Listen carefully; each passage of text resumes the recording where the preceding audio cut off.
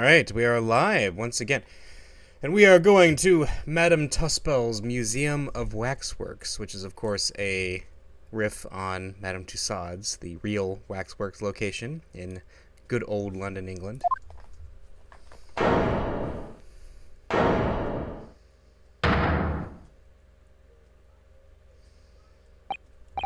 What is this place? Look at all these terrifying scenes. Where are the people? So still. Guillotines, ruthless murderers. I know what I'll be dreaming about tonight. They're all wax models. They're amazingly realistic, aren't they? What do you think, Bruno? Shocked? Wax models? Ah! I read about dead bodies and wax ones in a magazine about strange phenomena. Depending on how corpses are kept after death, parts of them can turn to wax, apparently. It's called a adiposare. Stop talking about creepy things like that, Bruno. You're scaring me. Anyway, adiposare doesn't form metal, you know. Ah! What now?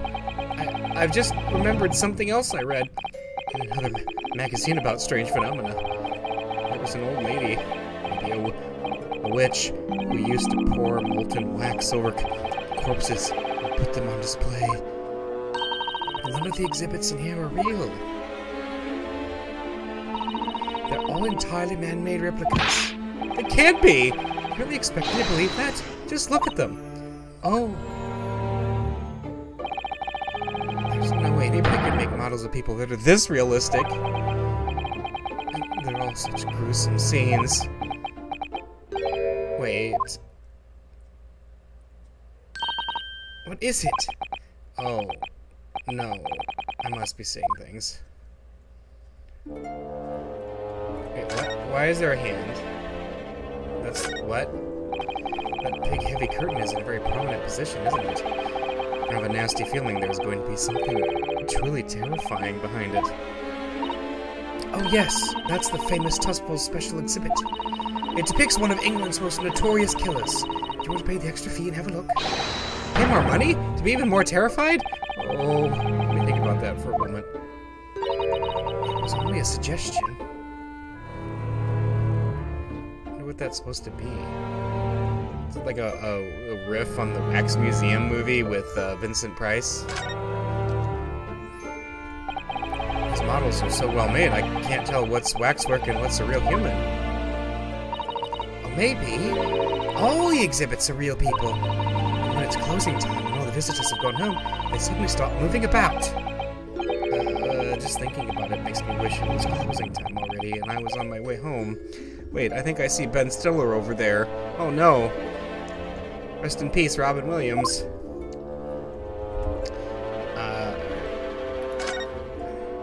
Well, obviously we see you, clown.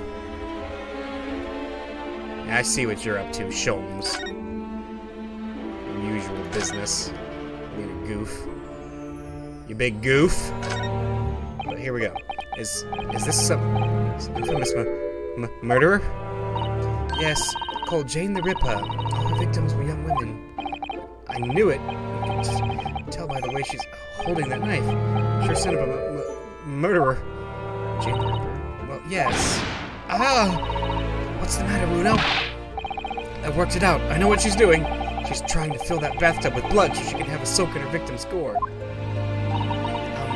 Not according to the information about the exhibit on the little board here. It doesn't mention anything about the bathtub. Really? Sorry, I don't think it's significant. I still think it has to be here for a reason. Bruno, clearly you're talking about the legend of the Countess Elizabeth Bathory. I think. That might be the one. I'm not sure. The one about the woman who took bath in the blood of her victims to make sure that she would never age. I think that's the one. We'll see. There's a shoe over there, Bruno. Let's look at it. Oh, that's a funny place for a little ladder. What is it? Is something wrong? No, it's just that in Japanese we have a totally different word for a ladder that folds in half like that. We do in English too, you know. It's a step ladder. We're just steps. So be careful of making assumptions about other cultures. That's how wars are started. I didn't realize step ladders were an international point of contention, but the writer makes an astute point. That's right, you cannot assume anything about stepladders. This is the actual core message of the Phoenix Wright franchise, of the entire Ace Attorney series, is you need to make sure, you know, just check. Ask someone, are you a ladder or are you a stepladder? That's an important thing to do. Ugh, is this an example of Western Sujigiri? I don't know what that is. You know, when an unscrupulous samurai randomly attacks a passerby to test his sword? I still don't know, no. But actually, a waxwork samurai would probably be hugely popular. Could you model it, do you think, Bruno? Doing that Sujigiri thing you mentioned. Well, I do have a sword, but I have no intention of testing how sharp it is on a human subject. For now, at least. Whoa! As I will look blades. I will lock blades. With my nemesis, the prosecutors. That's right. I will take my sword and I will fight.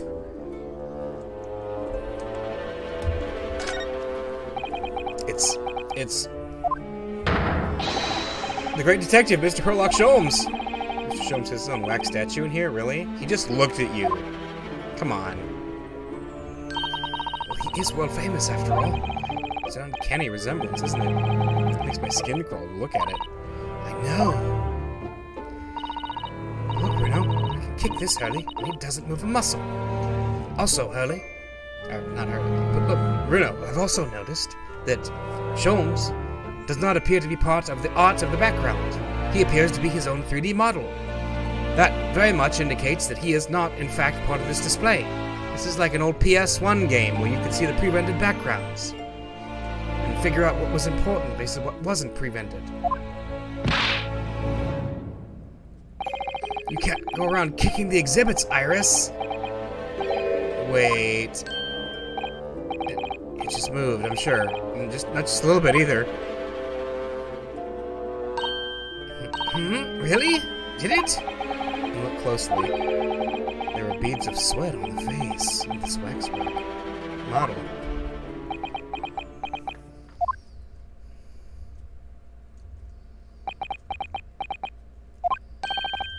Shall we move on, Iris? Over there, look. There's a great murder scene to enjoy. Much more appealing. Hold it! My dear fellow, I take exception to your recording in such a manner as if you've seen something truly abhorrent. Mr. Sholmes! I knew it. Iris, what possessed you? I strictly forbade you from divulging my temporary waxwork secrets, Mr. Naruhodo. Temporary waxwork? What do you mean? And that kick! Would you not have exercised a little more restraint? You winded me! But Bruno has something he needs to ask you. Ah, a question. So, wait, does he have a job as a wax statue stand-in right now? I thought you'd probably be getting bored, too. So here we are. Well, I can't deny that your timing was impeccable. A mere 2 minutes before. More being stationary like that. And my great brain, upon which all of my success has been built, would have been turned to wax. Thank goodness we arrived in time. Indeed, in many ways, the pair of you just saved the world from an unimaginable loss. Oh, Hurley, you do like to talk nonsense, don't you? He could know something, it's true, about Lord Van Zykes and what happened in the past to change him. Now that you're here, let's take our time. I can be of assistance. For your own luck, I'm suddenly quite taken with the idea of conversing. Oh, well, actually, I'm in quite a hurry. If my eyes don't deceive me, I believe something is afoot within the walls of this very museum. A most fascinating case, if I'm not mistaken. Really? Moreover, I have a strong suspicion that it is related to the matter about which you've come to me now. But how could it be? We shall speak again presently, my dear fellow. But for now, I must return to my work. being a temporary waxwork exhibit?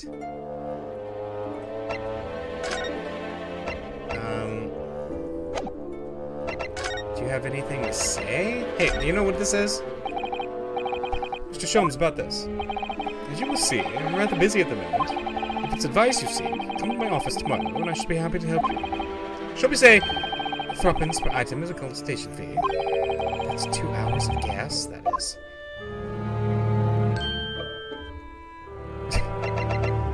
Look at my armband. Oh, can I examine it? Have I examined it lately? Let's look at Kazuma's name. Oh, is this Japanese kanji script embroidered here? That's right. The name of the armband's owner. Ah, so that's how you write Naruhodo, is it? Actually, no, it's my best friend's name. It's pronounced Kazuma Sogi. I actually believe this armband in some way embodies his spirit, you see? So you have to write all those lines just for one person's name? Kanji is funny, isn't it? That's right. Never mind my feelings about my best friend. It's lines I really want to talk about.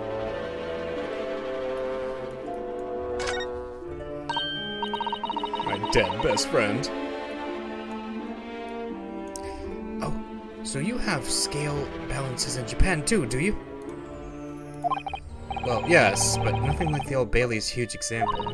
The thing about those scales is they're only ever unbalanced right at the start of the trial, aren't they? Otherwise, they always seem to be hanging one way or another. I noticed that exact same thing.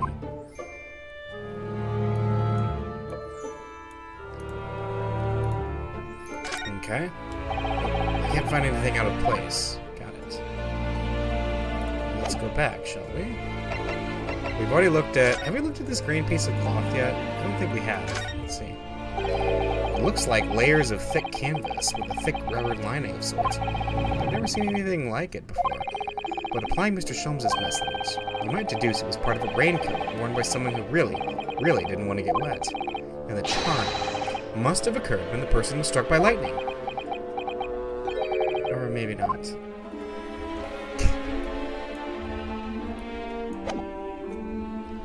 That was a great deduction right there. Alright, let's talk. What is this place? Madame Tuscaloosa came to London from France 3 years ago, I understand. Since she opened this little waxwork museum last year, it's enjoyed great popularity in London. There are museums like this in Japan too, but these displays are something else. I mean, they aren't made from actual real people, are they? The extreme realism of these waxwork models is a particular secret of the Tuscaloosa family. They say they earned renown during the French Revolution for waxworks of victims of the guillotine. Ugh, that sounds grim. The gruesome scenes were portrayed with such realism in the expressions of the faces of the condemned. Apparently, the sculptors would make the models directly from the corpses, right there at the site of the executions. That really turns my stomach. That's just one of the several legends about the Tuscaloosa family. Whether there's any truth in it, I couldn't say. But anyway, this museum houses models of famous people all over the globe. Nevertheless, the most popular area of the museum, by quite some margin, is this House of Horrors. House of Horrors? Of course, visitor numbers are dwindling now as a result of the Great Exhibition. But people usually flock here to see the exhibits of some of London's most vile criminals at their gruesome work. Naturally, most of the miscreants portrayed here were sent to the gallows. So even stiffer now than the models of them. Have you heard of poor taste? My dear fellow, the public live for poor taste. They yearn to be shocked. So, the hideous exhibits in here are... They're all portrayals of real events that actually took place. Is it just me, or did the temperature in here just seem to drop? Anyway, I advise you not to think too deeply about what you see here. Oh, he's back to being waxwork, is he? Why are you a temporary waxwork again? Can we talk about that? What do you mean by temporary waxwork, Mr. Sholmes?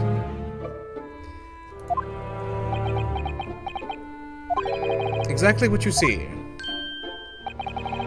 I'm part of the exhibits here, catching these criminals in the act. Catching them? Every half an hour, I home in on a different killer on one of the displays and adopt a new pose to ensnare him. When members of the public come for a closer look, I offer them my hand to shake. For a shilling, I'll happily allow them to take a photograph with us. Us? Does he mean him and the waxwork murderers in here? But why, Mr. Sholmes? My dear fellow, isn't it obvious? For the money! He really roared at me there. Very fitting for the House of Horrors. As it stands, I may struggle to pay this month's rent, and I have the ravenous IRS to consider. Oh, Harley, I'm so hungry. If push comes to shove, I shall have to ask you to do your bit, Mr. Naruhodo. What's he threatening to rope me into now? So, with that in mind, how about a photograph? As a special treat, you may have your pick of the murderers and scoundrels in here. The choice is yours. Maybe some other time. Remember, Mr. Naruhodo, ignore me at your peril. Back to being a waxwork again. Is it just me, or did his final remark there sound a lot like a curse? Alright, let's actually get down to business, shall we? Mr. Pretending to be a wax statue.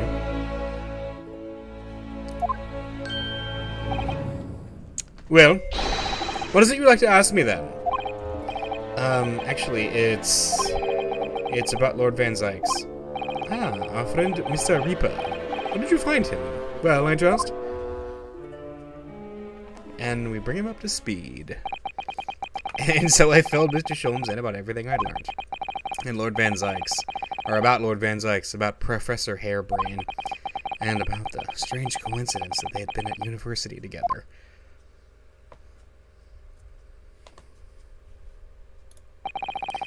I'm wondering what it was that happened to make Lord Van Zykes such a different person. I was sure that you'd know, Harley. You said there was something going on in here, in this exhibit hall before? That something was afoot? And that you believed it was related to what I wanted to ask you about? Mr. Sholmes, he suddenly clammed up. Well, it seems we've reached the unavoidable... Greetings. Greetings? Who said that? Oh. Oh, hello? Where did she appear from? And what's she wearing? Could she look any more mysterious? I hope you are appreciating my museum. Sorry, have we... Mr. Sholmes, do you know this? Not again. My apologies. I am Esmeralda the Hospitals. This is my museum of waxwork. What? You're the Madame Tusples? Huh. Bien so. Though only 26 years young, I might add. Is that significant somehow? I'm a madame, in Nemo. Il a dit certain, je ne sais quoi. Right. Firstly, I must apologize for my waxworks. Or rather, one waxwork in particular. That'll be Mr. Sholmes, then. I was led to believe he was a great detective, but he seems unable to settle. Next time you move from your designated exhibit, there will be toilet trouble. She sounds deadly serious. It's a problem. How am I supposed to ask Mr. Sholmes about Lord Van Zykes now?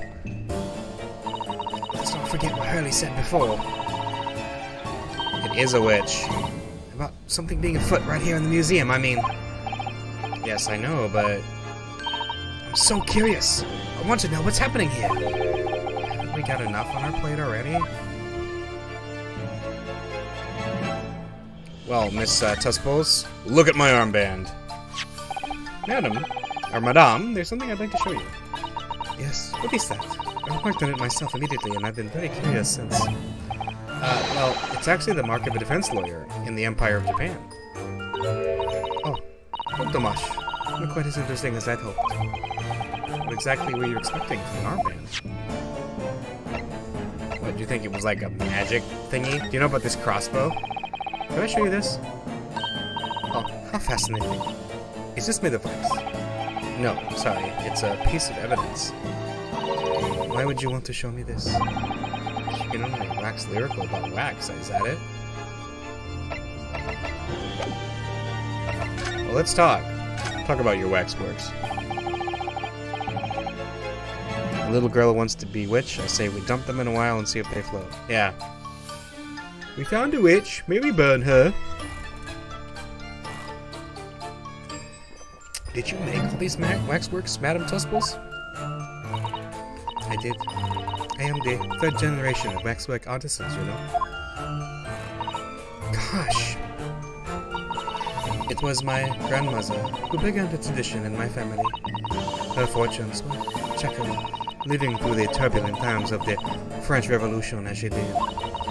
Though that is when she acquired the savoir-faire that leads to the astonishing life like this. All these waxworks really do look as though they're alive. In fact, they look more alive than Hurley. What you see exhibited here represents the most atrocious of London's criminal past. All the waxworks were created in the presence of the real people on which they are modeled. In the hours immediately following the executions, that is the secret to the extraordinary lifelikeness. That sounds terrifying. All walks of life have similar challenges, I'm sure. To carry out one's trade par excellence, one must go to extraordinary lengths. My exhibits are a reflection of society. I create only that which the public wishes to see. Like whom the public have wished for something less horrifying. Do not fear. Sorry? This room is the only one in the museum with such a macabre theme. I do hope you'll explore. There are models of famous singers, actors, politicians, something for every taste, I hope. It was Iris who dragged me straight in here, come to think of it. Sorry, perhaps I should have eased you into things. Let's talk about this great detective waxwork. What's the situation with that? My temporary waxwork model? He approached me some days ago, you see, with a business proposal. Oh, what sort of proposal? My dear madame, what these sparse exhibits need is the addition of a world-famous great detective. Oh, words to that effect. Ah, naturally, I am aware that Mr. Sholmes is widely known in London as a talented detective. It's a great detective, actually. He's very specific about it. Yes, the creme de la creme. So I was keen to come to some arrangement with him, of course. But sadly, you were unable to agree terms. Let me guess, someone wanted to charge an exorbitant price for his services. For a mere £500, I will dive into your cauldron of wax this very moment. Of course he would. Oh, words to that effect. Mr. Sholmes might have overdone it slightly with the sales pitch. Regrettably, the museum has a shortage of funds at the moment, due to unforeseen circumstances. So we came to the current arrangements instead. Surely he doesn't really need to do what he's doing, though, does he? I would think not, but he was very insistent. I have a 50-shilling problem. It must be resolved by the morning. Shillings, but a witch ain't one. Words to that effect. It's the pawnbroker, that's what it is. He must have something to redeem. Is the consulting detective work not going so well? I wonder, could I ask you something? Yes. I'm just curious, is anything going on in the museum at the moment? Some kind of incident, perhaps? Whoever suggested such a thing to you? Oh, well, it was your temporary waxwork over there who mentioned it to me a little... Oh, he's disappeared. A wax model is a work of art, some tawdry object for trade. Ah! Oh, wait. Wrong voice. There you are. Moving the exhibit again when you should be working. Too much to be melted down. My dear Madame Tusples, save your reprimands. They are mere pressing concerns. The wax can wait. Some ideas about your current problem we must throw into the melting pot instead. Personally, I would advise you not to involve the police. Why ever not? He's turned as white as a sheet. Because you have at your disposal a great detective whose services you may employ for a mere 50 shillings. Though please be aware that I prefer... No, I insist upon payment in advance. Very well. Let us see if the great detective is able to live up to his name, shall we? Before I engage my analytical processes, I must ask you to clarify something. What, pray, is behind the curtain? That is the Tospo's special exhibit. There is an extra charge to see it. Ah, the special exhibit in the House of Horrors. You must depict a special killer then, I presume. Would you be so kind as to draw back the curtain, I wonder? Ah, absolutely not. There is nothing amiss behind there. Nothing amiss, madam? What about the arm protruding ominously from under the curtain? Ah! I strongly encourage you to allow me to see what lies beyond, before the situation worsens. Yes. Very well. Draw back the curtains, but only a suka.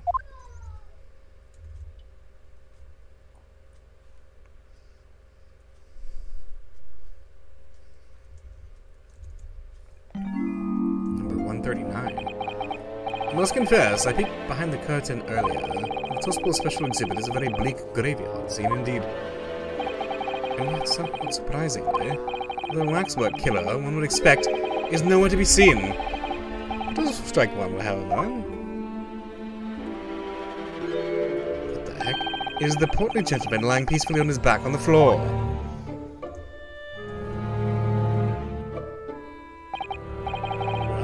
Well then, perhaps Mr. Sholmes, that man on the floor, is the ruthless killer himself? I'm afraid not, my dear fellow. He's a perfectly ordinary London gentleman. Not even waxwork, in fact. What? As skillfully made as these waxworks are, they are always distinguishable from mere humans. So, allow me to present my two conclusions. The first is that a sizable business transaction has been taking place in this special exhibit. Why would you say that? And the second is that the aforementioned transaction is linked to a serious crime. Ah, she looks as pale as candle wax. I don't understand. So, Madame Tospelos, as you've agreed to my fee, you shall now have the pleasure of seeing this famously great detective and temporary exhibit at work. Oh, the great deduction. Here we go. Waxwork's fate. To begin with, we must ask ourselves what exactly is afoot here in this museum. The answer is revealed by the bundle of banknotes protruding so heavily from your bag. In my estimation, some £200. It is all my own money. So what does this large sum of money reveal? Ah, not as much as the involuntary glance you cast, it would seem, Madame Tospelos. Yes, the answer lies where your eyes now fall. The significance of the £200 is revealed by that public notice. Waxwork for sale? Your business has hit hard times, it would seem. In short, you sold the infamous killer the centerpiece of your special exhibit for the sum of £200. No! Now, let us explore the next curiosity with which we are presented. Who is the portly gentleman stretched out so peacefully on the floor? It would appear the man has suffered a severe shock, the cause of which is clearly known to you. Ah! Unfortunately, madame, keeping secrets does not appear to be your forte. What dealt the man such a shocking blow was, of course, the £200. It would appear that you twisted this gentleman around your little finger most effectively. What are you suggesting? he rationally agreed to purchase the waxwork for the sum of £200. Only when he came to hand the money over did it occur to him what an extortionate amount he was paying. But the money was no longer in his hands. And the result? The scene we see before us. He collapsed in shock. Yes, the killer in the special exhibit fetched a killer price. We only play the gentleman's dreams are not plagued with regret. Okay, sold for cash. Number 2, waxwork location. Okay. The question that arises then was what has become of the waxwork that changed hands? Let us consider that problem for a moment. Cannot possibly. What immediately strikes me about this conundrum is the young man standing over there. Who is this fellow? To find the answer, we need only observe his neckerchief. This is worn by policemen as a secret sign to fellow members of the force that a crime is being perpetrated. Yes, this young man is an undercover policeman, currently investigating this museum. I know him well, in fact. It's Sergeant John Clay. What are you talking about? The man's quite a celebrity. He received triple accolades at last year's policing awards. But next, we turn our attention to the old man sat before him with a particularly unsightly visage. And watching closely, he hasn't moved a muscle, almost, in fact, as if he were a waxwork. But your reaction only confirms my suspicions, madam. I noticed at once, of course. Observe. The telltale sign that instantly proves whether or not this old man is a waxwork is the obvious price tag. Threepence. A tragically low price, you might say. Though perhaps the going rate for aging waxwork is riddled with cracks. And you sold it to the portly gentleman for an exorbitant £200. This sort of plucky behavior that sure to attract the attention of Scotland Yard. Isn't that so, madam? I do not... Yes, the waxwork you sold has already been seized by the police and remains in their custody as we speak. The old man must be reunited with his grave in the special exhibit, and not a moment too soon. Discovered already. Thus concludes Sherlock Holmes' great deduction of this horrifying puzzle.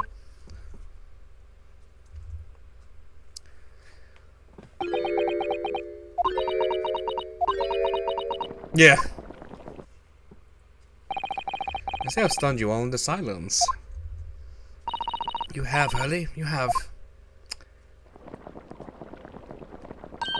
And you've obviously upset this young lady in the process. Her cauldron looks awfully hot. If I could just bring up 1 point, Mr. Sholmes. Ah, the notorious Naruhodo 1 point. I'm all ears, my dear fellow. According to your deduction, then, the special exhibit featured this old policeman. So that would mean that he's the particularly ruthless murderer, wouldn't it? The killer policeman, Ottoman. Sorry? It was a mysterious series of murders that rattled the capital only last year. The police rushed to the scene every time, only to find the culprit had disappeared into the aether. And it turned out the culprit was a policeman himself, a senior officer by the name of Ottoman. So you mean that's who the sinister-looking old man there is supposed to be? Indeed. It is a particularly grim face, is it not? Unforgettable, in fact. Yes, I remember that odious countenance only too well. But isn't £200 a lot of money for a waxwork? It would be enough to afford one of the latest steam carriages, if that puts things in perspective. So it is quite a lot, then. Is there anything else you wish to add? Before I melt you down. That bubbling wax is looking more and more ominous. The smell of all that molten wax is starting to worry me. Mr. Sholmes did more or less just accuse her to her face, so I think I might have to call on your assistance here, Iris, if that's alright, to make some minor corrections to the great detective's great deductions. Of course it's alright. We'll soon set things straight. Well, let's get started then, shall we? Before Madame Tuspel... Oh, before Madame Tuspels vents her anger. Just what I was waiting to hear, my dear fellow. So, Madame Tuspels, in accordance with our agreement, you shall now have the pleasure of seeing this famous theory detective and temporary exhibit at work. Course correction. Hold it, Mr. Sholmes. Here we go again. Alright, so...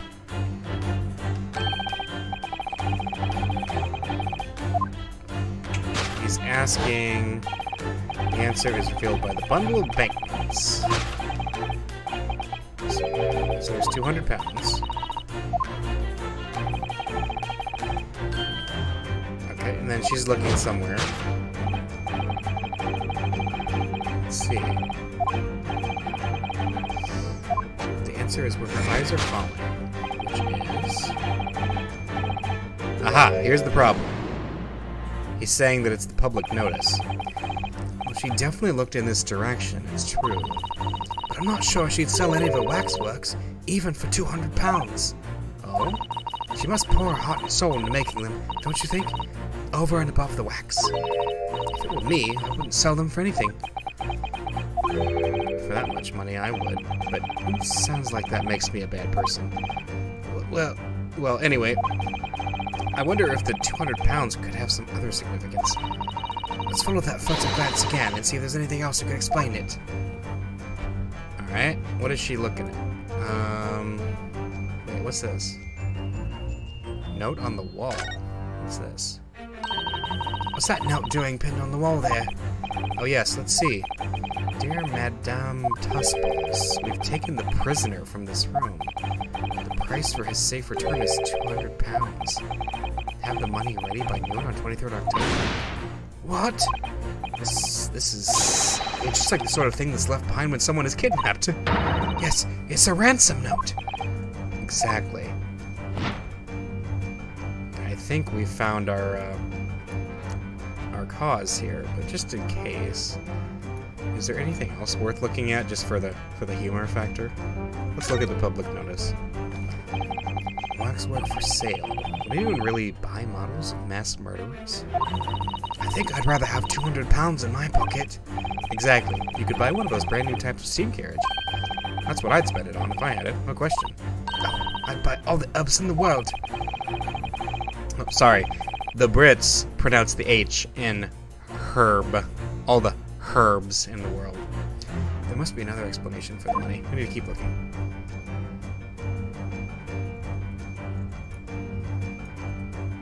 Portly man. It seems this well-dressed gentleman is alive after all, just not alive and kicking. And he's not a waxwork or a model of a mass murderer. I'm not sure I'd pay 200 pounds for him. I don't think the man's up for sale. Anyway, it was a silly place to put him. Other museum visitors could easily trip. I don't think the man was put there on purpose either. Alright, let's do it. Take that! The significance is revealed by that ransom note. The significance of the 200 pounds is revealed by that ransom note. Quite so, and we must congratulate these criminals on their inventiveness, abducting waxwork. 200 pounds is no small ransom fee, but you clearly intend to pay it. The model in question has special importance, so I put together all the money I have. In summary, then, the 200 pounds you have in your handbag is ransom money. Now, let us explore the next curiosity with which we are presented. Who is the portly gentleman stretched out so peacefully on the floor? It would appear the man has suffered a severe shock. Oh yeah. Cause of which is clearly known to you. Oh, is this where we interrupt? Because she's looking at something, but yeah, this isn't right. This is not right. It's not the 200 pounds for sure. So if the waxwork was kidnapped, where does that leave us in terms of who this man is? We could ask him when he comes round. I think the point of this exercise is to understand the beauty of the deduction process, Iris. Yes, you're right. He's trying so hard. We mustn't let him down. Well, there's little doubt that he suffered a shock. That much seems clear. But in that case, what's Madame Tusples trying to hide? Let's have a closer look around. Okay, what is she looking at? She's got long... What's her hand doing? Wait, what? Hang on. Why does she have a hand? Why is she holding onto a hand? I'm very confused here. Alright, let's look at your hair. I don't know why. We can look at your hair for some reason. Madame Tusples has very long hair, doesn't she? Yes, but you couldn't tell looking at her from the front. You know, it looks rather like a whip, don't you think? The sort of whip that could have floored the gentleman with a single crack. That seems a little far-fetched, even for you, Uno. Next, you'll be suggesting that prosecutors show up with whips in the future, and they whip lawyers, and they also whip the detectives that work for them. That would be ridiculous. Alright, why is there a hand here? I'm really curious about that. I think that's the only other thing that's worth looking at. I just want to make sure I haven't missed anything. But yes, I think we got it. The hand of Madame. This is just Madame Tusples' right hand, isn't it? Yes, it must be. You can clearly see her left hand, after all. Oh, but wait a minute. This is a left hand as well. Look. Don't say such creepy things, Iris, please. And it seems very stiff, too. In fact, it's really hard. You mean, what, is she just, like, feeling it back there? It's made of wax?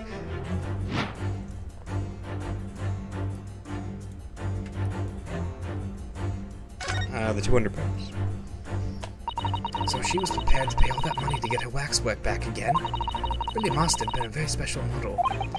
Of a mass murderer. Just how special can a model of a ruthless killer be? Anyway, we can be fairly sure the man lying on the floor didn't take it. I suppose we should leave him in peace. Right, take that! Hand. That's the most bizarre thing. What dealt the man such a shocking blow was, of course, the waxwork hand. Indeed, with a solid waxwork limb, one could deliver a fairly substantial blow. How could you? The hand protruding from the bottom of your cape. It ought to be a right hand, but closer inspection reveals that, in fact, it's a left hand. And somewhat masculine as well. In other words, it doesn't belong to you. It's the hand of a waxwork model. Ka!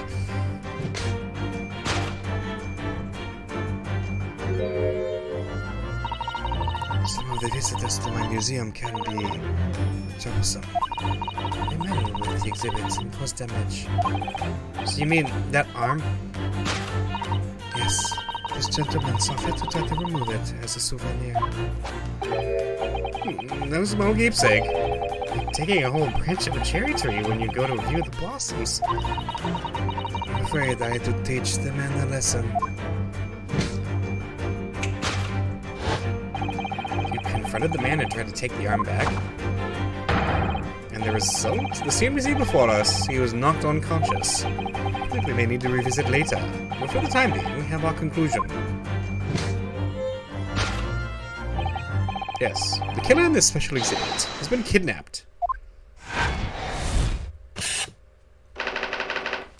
The waxwork was kidnapped. Are you a bad enough detective to save him? Alright. The question that arises then, what has become of the waxwork that changed hands? Oh, he's going, alright. He's gonna say this is a policeman. It's a wax statue, isn't it? He's got it backwards, I bet. That's a wax statue, and the guy sitting down is actually... Alright. According to Mr. Sholmes, the yellow neckerchief is a sign to other policemen that some crime is underway? A way of communicating with his colleagues without revealing his identity, yes. It's a secret that's closely guarded by Scotland Yard that Mr. Sholmes didn't hesitate to give away. Well, uncovering secrets is any true detective's nature, of course. Right. Anyway, judging from Madame Tuspel's reaction to Mr. Sholmes' deduction, I think perhaps we might not have identified the man quite correctly.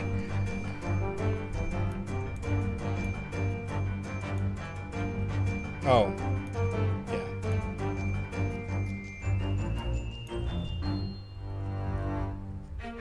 Yeah, that's kind of obvious. The giant, gaping shoulder stub there. Let's talk about the neckerchief, though. A secret scarf sign will warn other agents of an ongoing crime. I know, it sounds so thrilling, doesn't it? Maybe I'll try to work it into next month's installment. But then the police is secretly revealed to all of London's 6 million inhabitants. Well, we'll just have to come up with a new sign, I suppose. How does this 10-year-old manage to have such terrifying influence?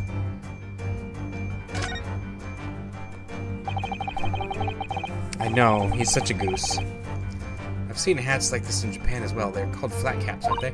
Yeah, so hunting caps. Harry's hat is called a deer stalker, by the way. Hunting, stalking? British certainly seem keen on catching game. Every time I see a deer stalker, I automatically think of Mr. Sholmes. But a flat cap makes me think of a Japanese country gentleman somehow. In other words, people from all walks of life wear all different types of hats. So that doesn't really help us. But this does. The man has a stub sticking out of his shoulder where his arm should be. Ah, well, that settles that then. Right, this isn't a real person at all. His entire arm's been ripped off from the shoulder down. His arm's been... Of course, that ties in with what we just found out. Take that!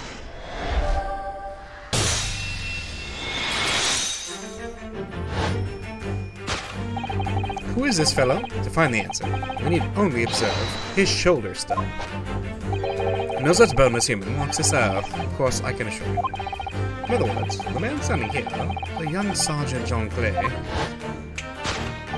is in fact defying all odds a waxwork model. Yes, stalk the deers. All the time. I seem to remember it was you who concluded he was a real person in the first place, Mr. Sholmes. He has become quite a celebrity in London, being the winner of no less than 3 policing awards last year. I simply had to make a model of the man. Naturally! What explanation could there be? And it was this detective's arm that was pulled off by the man on the floor in the special exhibit, wasn't it? Next, we turned our attention to the old man sat before him with a particularly unsightly visage. Oh yeah, here's move the muscle. But directionally confirms my suspicions, madame. I noticed it at once, of course. Observe. The price tag, right? Yeah, therein lies the problem. A killer policeman called Ottermole, was it? Was he well known? He was all over the papers last year, but I can't say I know what he looks like. It's a very low price, though. Which isn't much money.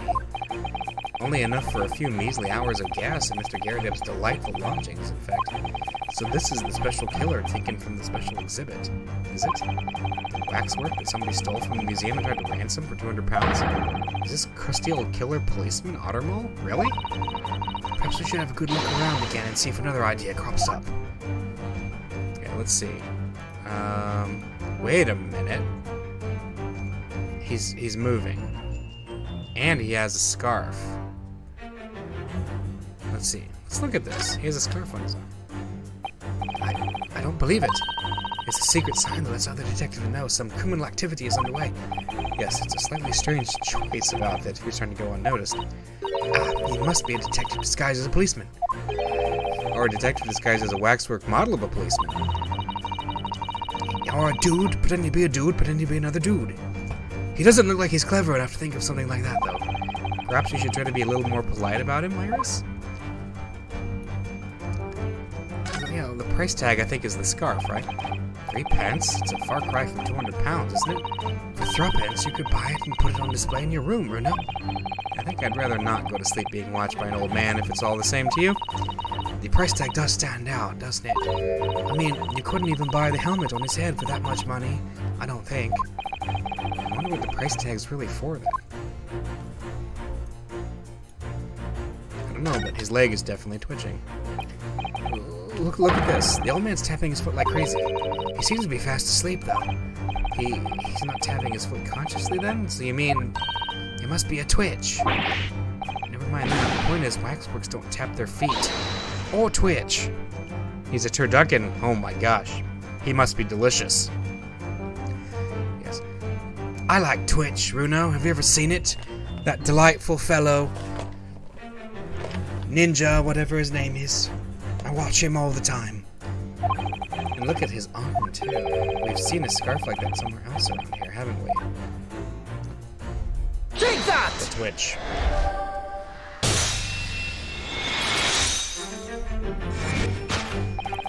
A telltale sign that instantly proves whether or not this old man is a waxwork is the obvious twitch. Even the most realistic waxworks don't exhibit a twitch. In other words, this splendid old man is in fact a genuine member of Scotland Yard. Slight shift in your choice of adjectives, then. And there you have it. Well, Madame Tusples. What? It was me who contacted the police and demanded that someone come in the first place. He is clearly fatigued. Yes, I see. But then, what's this tag about showing a price of 3 pence? No doubt the price tag of the muffler, which the old puppy purchased recently at a local market. And I presume you've observed the scarf tied around his arm? Does that not strike you, Mr. Naruhodo? Yes, the secret sign used by detectives to show that some criminal activity is currently underway. Of course, because, as you know, there has been just such criminal activity happening here. As you deduced from the very beginning, detective. So, it would seem that we finally arrive at the truth.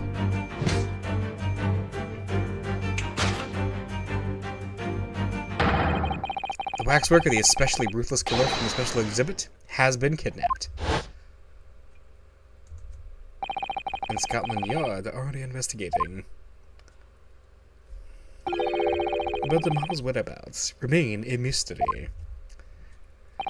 Thus concludes Sherlock Holmes' great deduction of this horrifying puzzle.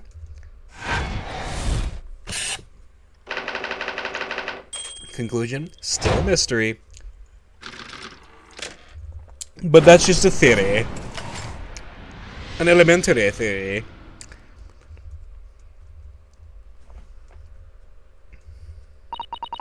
All sorts of people visit my museum here.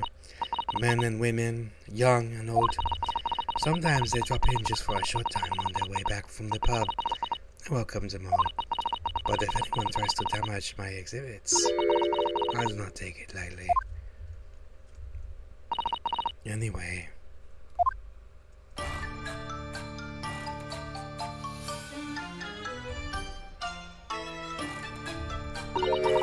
Your great deduction was even more enchanting than I had been led to believe.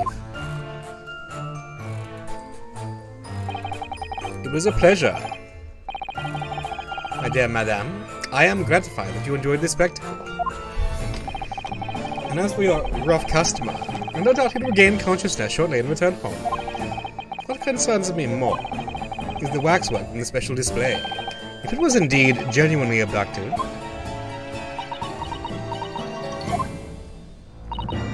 yes, tragically it was.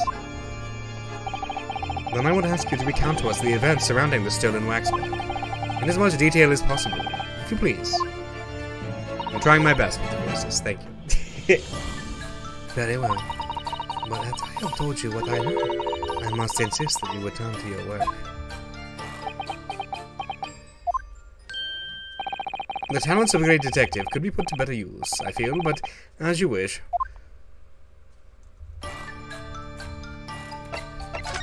Alright, let's talk.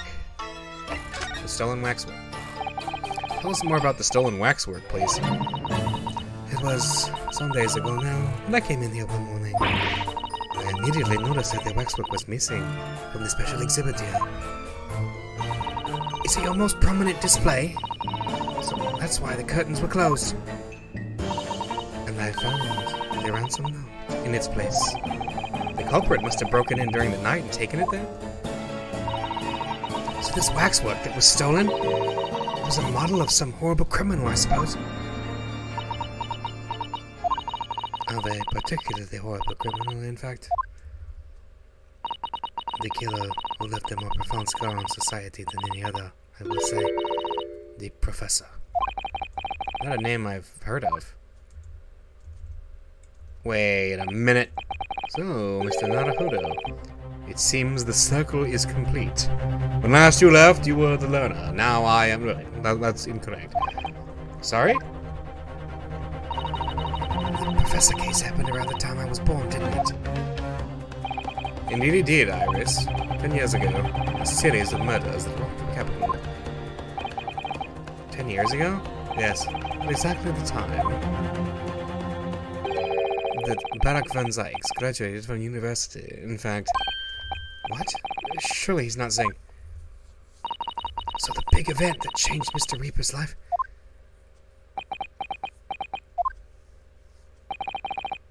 As you've surmised, it was the Professor case. Who was this Professor, then? Oh, we have our Moriarty at last. It was a series of gruesome murders that all of London gripped in terror a decade ago. After 5 victims were killed, the man was arrested and put to death. And now he's immortalized here in wax for all Londoners to admire and enjoy. Though, of course, he happens to be absent at present on account of the abduction. But I don't understand. How is all this related to Lord Van Zykes? You must first understand, my dear fellow, why it is that the Professor earned such infamy. It was due to the victims he chose, some of Whitehall's finest. What do you mean, Harry? Those murdered by the Professor were some of the highest members of the British aristocracy, members of the nobility, even royalty. It sent shockwaves through the country's administration. Members of the... Ah, wait, of course. What Professor Harebrained said. Lord Van Zykes is from a family with noble blood. Oh, gosh. It was the 5th victim that led to the Professor's arrest. The last of the killer's prey was a young noble by the name of... Clint Van Zykes. No! I don't believe it! Van Zykes? I'm sure you can piece together the rest for yourself. In the wake of his older brother's murder, the young Barak pursued a career as a prosecutor, and even eventually became the Reaper we know today. I had no idea Lord Van Zykes had such a tragic past.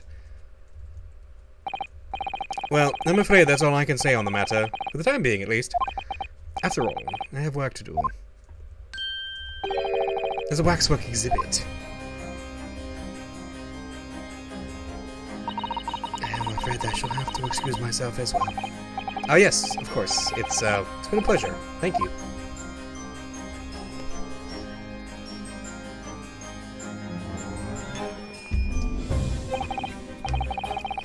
Well, other predicted scenarios I've been analyzing involved you coming to visit me here. Huh? Oh. It's been too long, it really has. I'm delighted to see you, Barak.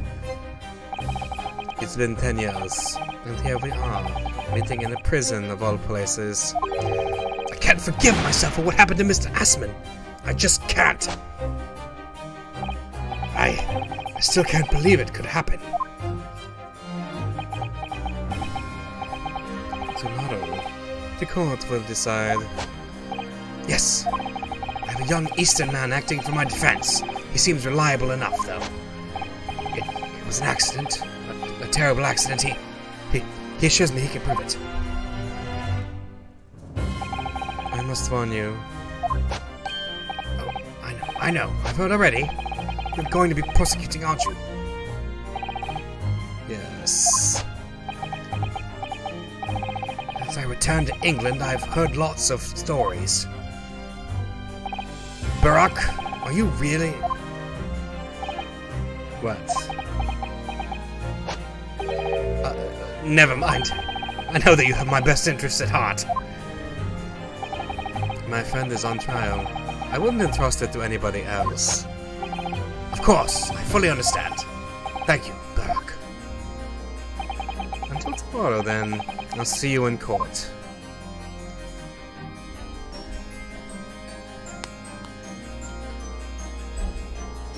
To be continued. Which is right now, because we have plenty of time left.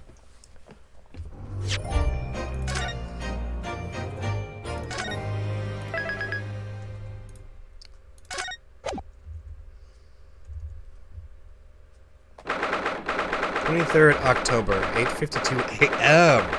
Old Bailey, Defendant's Antechamber.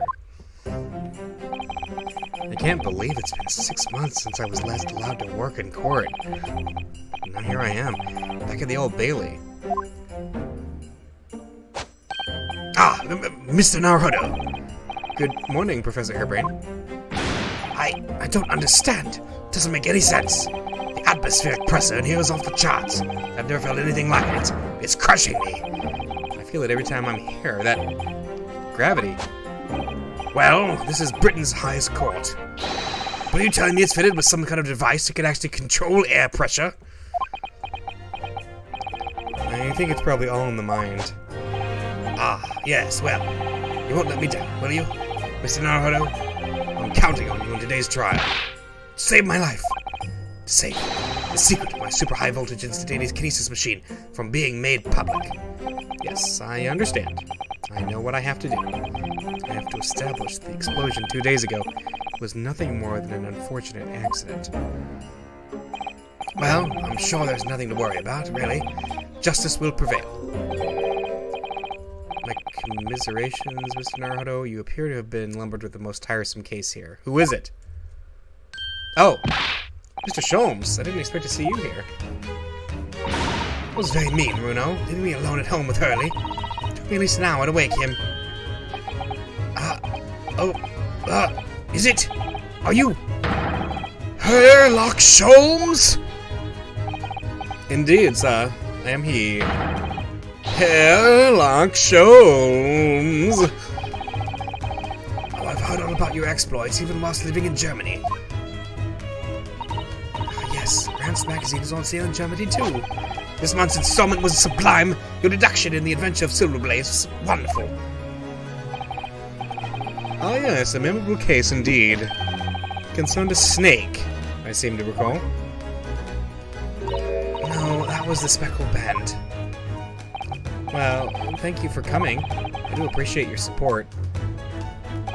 I'm sorry to disappoint you, my dear fellow, but I'm afraid I can't stay. Oh. I have urgent business at Madame Tuspel's. You mean your waxwork job? No, the waxwork abduction, of course. Madame has engaged my services. So you're trying to get to the bottom of that ransom note, are you? The week's wages depend on it, as do the safe return of the waxwork, naturally.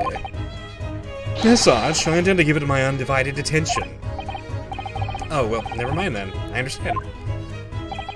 Of course, with my skills of observation and reasoning, resolving the matter will be as easy as proverbial pie. I shall return forthwith. Until I solve the case, I shall have no money to afford a pie of any description. Oh, you must absolutely give it your full attention, Hurley. Quiet, Iris, quiet. But life is riddled with irony, you know? Whenever I give something my full attention, I have a quite insatiable desire for a pie. One of the universe's intractable mysteries, you might say. Oh yes, quite, definitely, absolutely. I totally understand. Is someone a little starstruck? I wish you the very best of luck, Professor Hairbrain. Why, thank you. Before I depart, Mr. Naruto, a word in your ear, if you please. What's this about? As you have remarkably little grounding in science, I feel I ought to inform you. As compelling as this super high voltage instantaneous kinesis hypothesis may be, their practical implementation, such as was attempted by the professor at the Great Exhibition, is quite impossible. But the professor said the demonstration was a success. Yes, it would appear that he fervently believes it was. I've read Professor Bunnybrain's paper about it too, Bruno, and I have to say, I'm sure it can't be done. It could barely be done theoretically, let alone practically. So he's completely barking up the wrong tree? But how could an experiment that had no possibility of succeeding in fact succeed? That's contradictory. And it's that contradiction that will be at the heart of the trial, I've no doubt. What's that supposed to mean? Now, I must hurry along. I wish you the best of luck, my dear fellow. See you later, Hurley.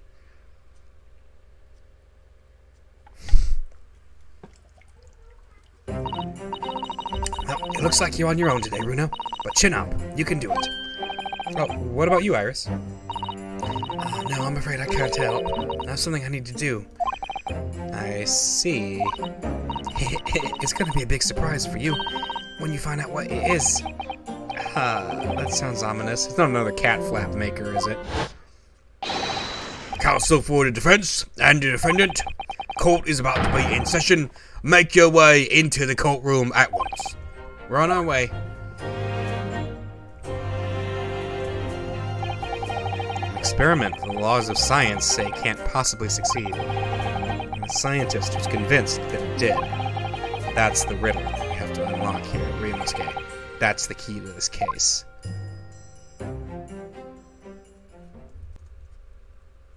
October 23rd, 9:10 a.m. The Old Bailey Courtroom. Oh, we have some fairly new-looking faces in the jury. Well, in the name of Her Majesty the Queen, I hereby declare this court to be in session. We are sitting today for the public trial of Professor Albert Harebrain. I now call upon the counsels for the prosecution and defense. Oh my. Yeah. That would be even worse. To declare their willingness to proceed. The prosecution is ready. The defense is ready, my lord. 6 months out of practice. What's more, I'm without Susato-san today. You don't even have Iris. Ugh. Is it just my imagination, or does the air in here feel even more oppressive than usual? The professor was right.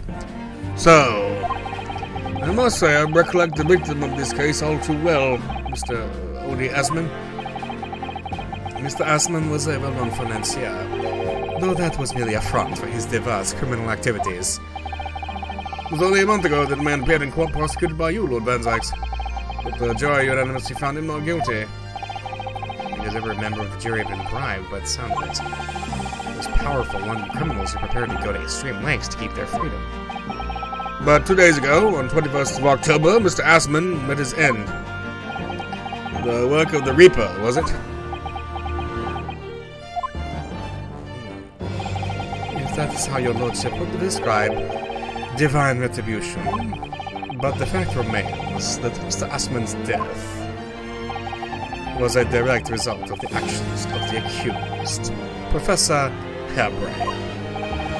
Very well, then.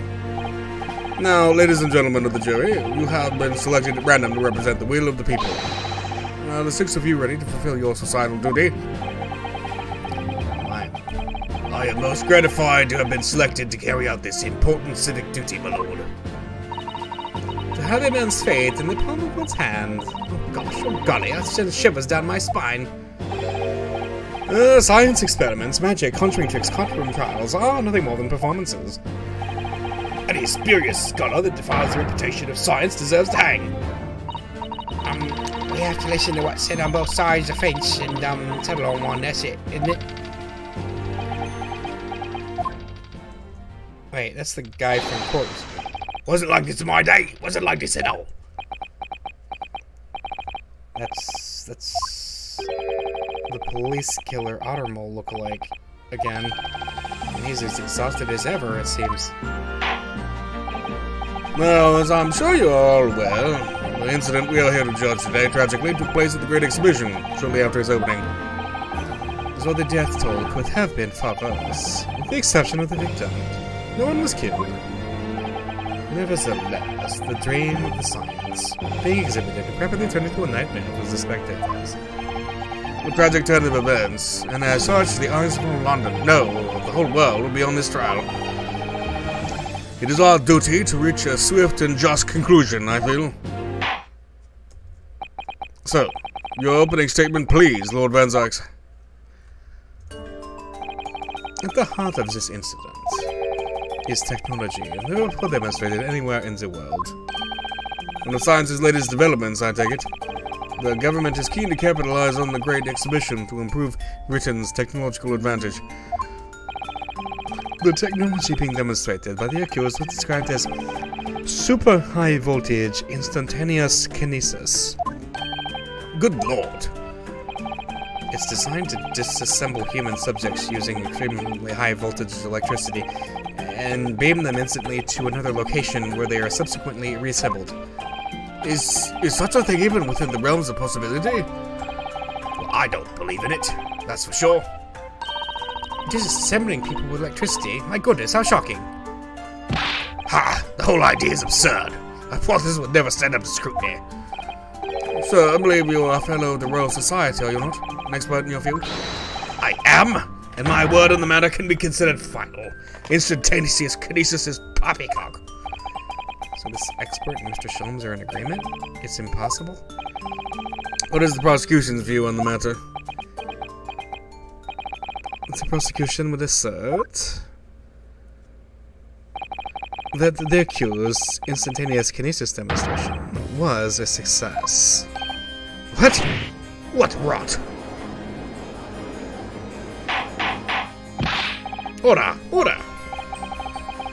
The professor's hypothesis is currently under investigation by the British government. If it is deemed to have merit, a substantial research grant will be made available.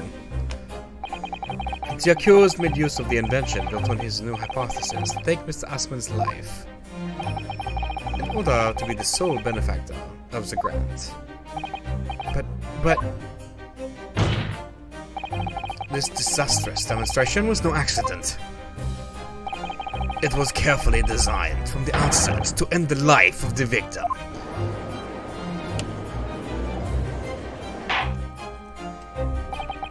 Thank you, Lord Van Zykes. The prosecution's stance is clear.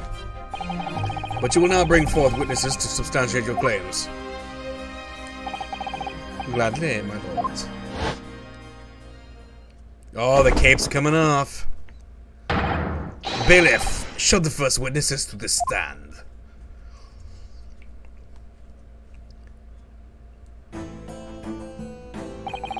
Witnesses, state your names and occupations for the court. Yes, sir. Tobias Gregson, Detective Inspector, Scotland Yard's Homicide Division. I was on duty at the demonstration of the day in question and in charge of the following investigation.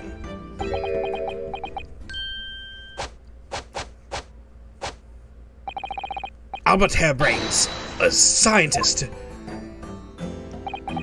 You were born in England, but have been carrying out research in Germany in recent years, correct? Yes, that's right.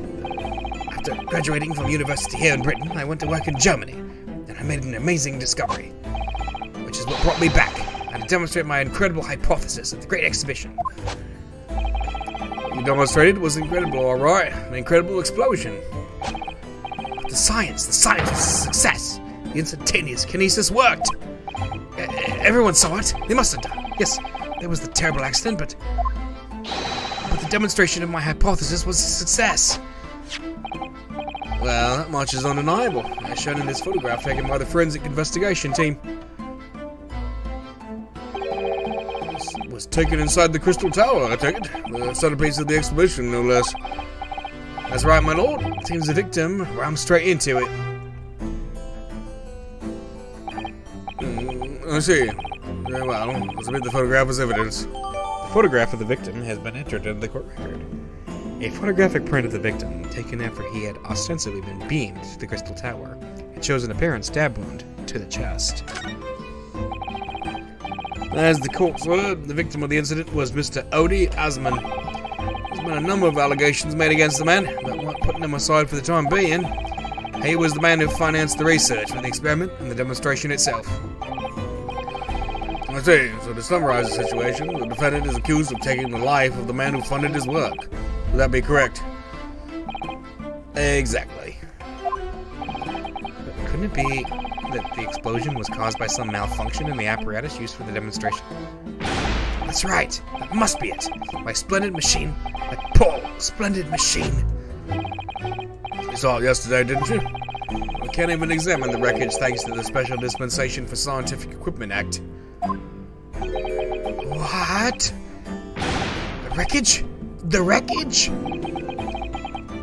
But that being the case, how can the facts be established? How can it possibly be determined whether this was an accident or a deliberate and malicious act? Extremely simply, my lord. I beg your pardon? Isn't that right, witness? What? Sorry, me? No, your neighbor. Yes, it was murder, plain and simple. Anyone could state that with complete certainty. What? How can he possibly think that? Thank you, Inspector. I think we had better proceed to formal testimony. You will explain to the court on what grounds you claim this experiment to have been a front for murder. Alright. Witness testimony time. A front for murder. The corpse that went crashing through the crystal tower had a broken neck. I made a minor miscalculation in the angle of the beam projection, that's all. That was my mistake. But the post-mortem examination revealed another injury. A fatal wound. There was a lesion in his chest where he'd clearly been stabbed by something sharp right in the heart. So the victim was killed before he went anywhere, and this fella's the only one who could have done it. Oh my, that's rough. He's crazy. Yep. An extraordinary business. In addition to suffering a broken neck, the victim was stabbed in the heart. Information I would really like to have heard from someone other than the judge. The coroner says death would have been all but instant from a wound like that. You could say, in fact, is that the victim was killed twice by the accused. No, no, and no!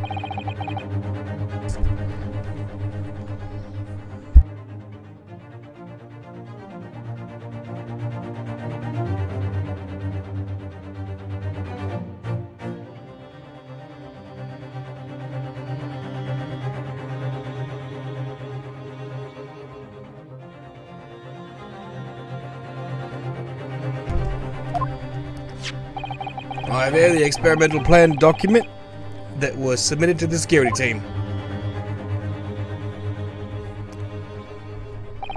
The victim stood himself inside something called the bird cage, ready to be beamed instantly to the second level of the crystal tower, but about 25 yards away. The experiments did not go according to plan, however.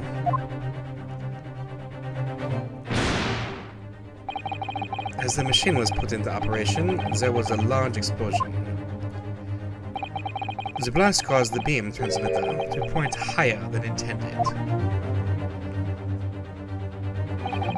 Accordingly, the kinesis resulted in the birdcage materializing in mid-air, from where it subsequently fell, crashing through the glass of the crystal tower's large round window. My word! One assumes the victim's neck was broken upon impact with the tower, then. Yo, welcome. I'm so sorry, I didn't mean for this to happen. The machine was just too powerful. But honestly, really, I swear, it was just an accident, a terrible accident. Unfortunately, that excuse can't save you. Nope, not considering the sharp murder weapon that pierced the victim's heart. Murder weapon? What are you saying? This is the autopsy report submitted by the coroner. The prosecution would like it entered into the court record. Request is granted, counsel. The autopsy report has been entered in the court record. Alright, autopsy report of the victim, Mr. Assman. His neck was broken from the impact of a violent fall and was stabbed in the chest with a sharp object.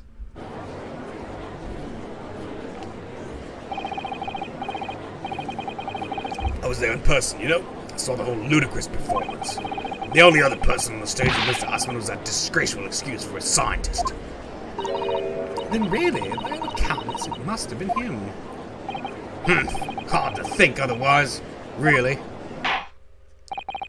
Very well, counsel for the defense. Proceed with the cross-examination, please. Oh, yes, my lord. I need to focus here. It's been a while.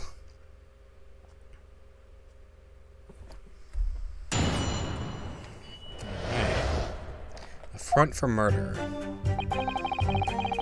Corpse went crashing, had a broken neck. Alright. Wait, we're not presenting yet. Actually, first, let me read the autopsy report. Coroner Courtney Scythe? Scythe, like the Grim Reaper, I guess. Details of victim. Name Odie Asman, male, age 47, nationality British, time of death 21st October around 2:20 p.m.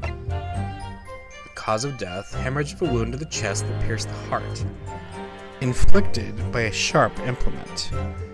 Additional observations. A broken vertebra, most likely resulting from impact after a sudden fall from a considerable height. Okay, got it. And there's the photograph of the victim. Okay, so he's definitely got an injury, but we don't really know much about that. So let's keep pressing. Hold it!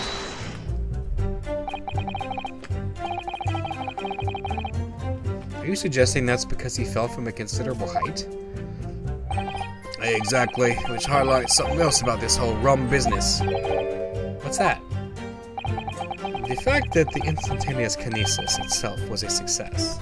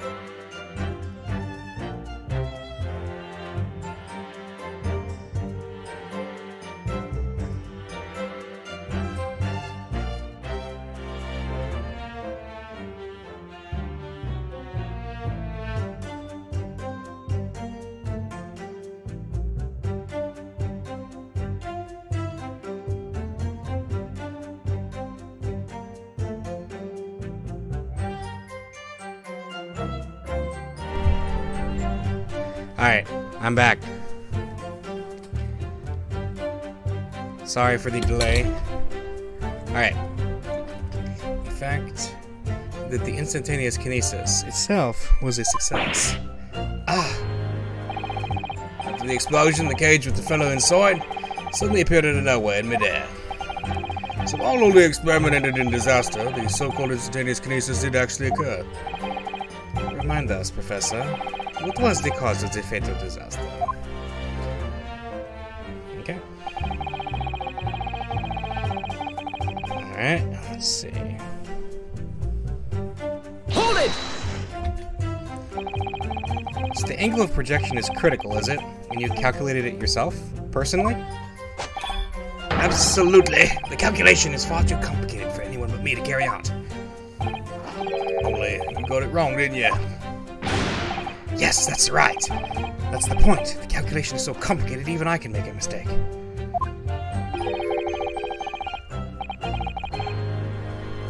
Do people fall for that brazen confidence? I should try it.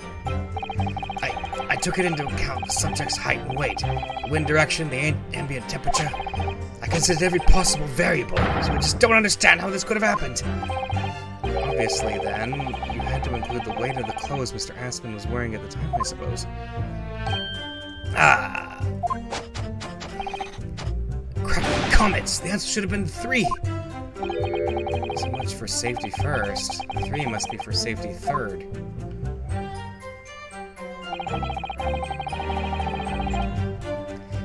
Alright, Hold it!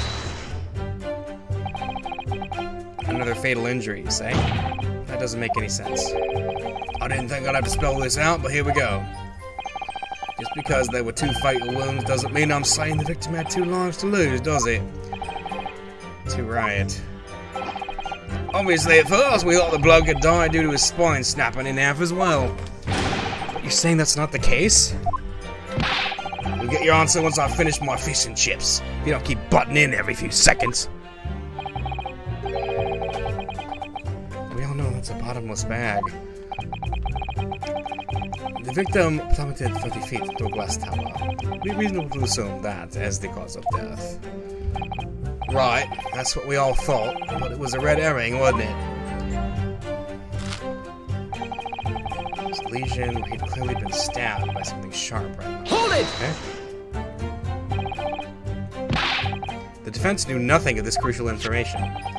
The prosecution received this report from the forensic investigation team only this morning. That was the first we knew of it as well. I can only apologize for the impossibility of informing the defense. Sarcastic and insincere? Thanks. So, what was the nature of this sharp object? Among the accused's tools that were in use at the demonstration, one is of particular interest. This. Oh yes, that would appear to be some kind of screwdriver. That he is. My trusty little companion, Andrew. Andrew? Of course. Do you know each other already? He's one of my dear friends, like all of my tools. I've named them all. We're one big happy family. Andrew is my flathead screwdriver, of course. His brother Michael is a crosshead. Well, it would appear that your beloved Andrew has a red stain on his shank. That isn't... It's blood. Beyond all reasonable doubt. No. That's not all. The long, sharp shot. This Andrew fellow is completely consistent.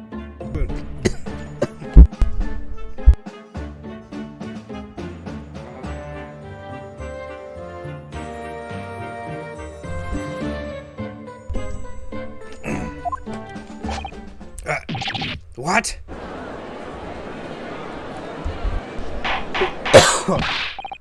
Order! Order! The court will enter this friend of the defendant as evidence.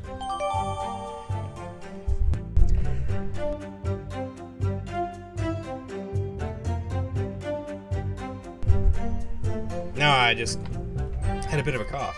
Alright. Screwdriver has been entered in the courtroom. So one of Professor Hairbrain's tools is the murder weapon. Great.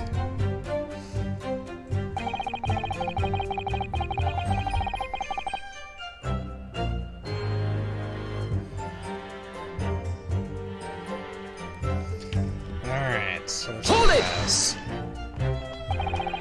what grounds do you have for saying that? Huh, you really need to ask?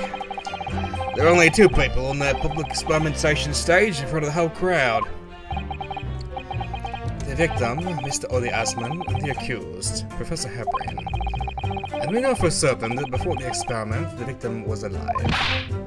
That's right, I saw him with my own eyes.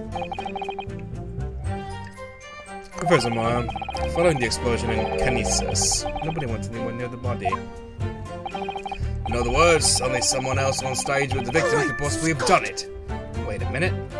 Excuse me! Why do you have a opinion about that? Professor Herbrain, do you have some information that may be relevant here? Professor. Sorry. We're just calculating the optimum coefficient of electrolysis to separate molecules of the human body.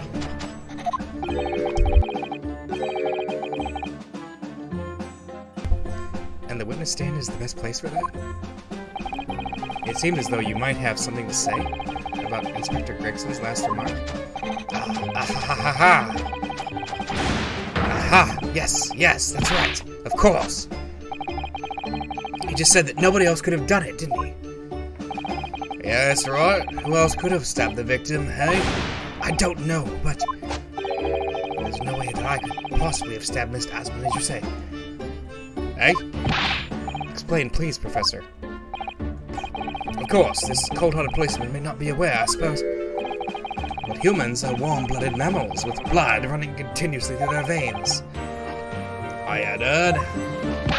Then surely you see, if I'd plunged something the size of Andrew into the man's chest, the whole stage would have been a bloodbath. No, a blood swimming pool. Ah. But thousands of Londoners were watching me at the time. And yet, not one of them claims to have seen a swimming pool of blood. Well, no, I suppose not. You see, not one. True, I didn't see anything like that. Well done, Professor. That was a great counter-argument.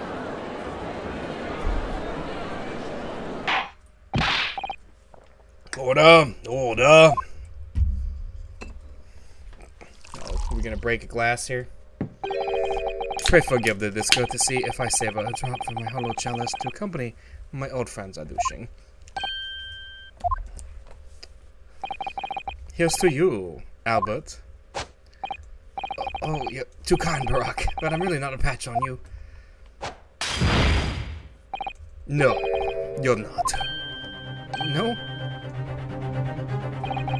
You've neglected to mention one crucial possibility. I have? A particular situation in which very little bleeding would result from a stab wound. Ah, of course. Inspector, enlighten the court, please. Yes, sir. Where are they going with this? Very well. You will amend your formal testimony now, Inspector Gregson. The weapon the victim was stabbed with must have been left in his body whilst he was beamed through the air.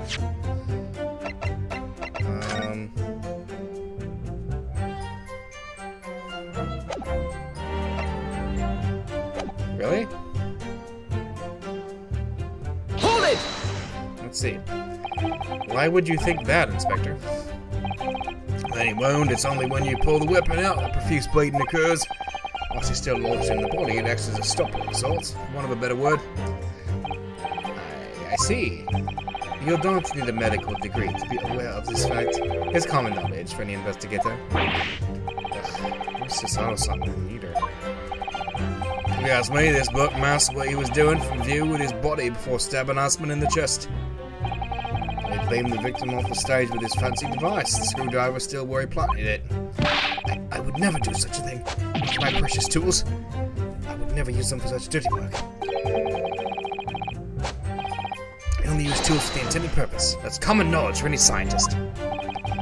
As the fact remains, the lack of blood at the scene can easily be explained, as the prosecution has demonstrated.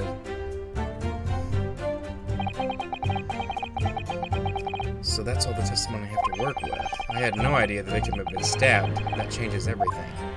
Did Van Sykes keep that to himself until now on purpose to gain the advantage? Oh well. I suppose all I can do is press these witnesses for as much new information as possible. Okay. Corpse and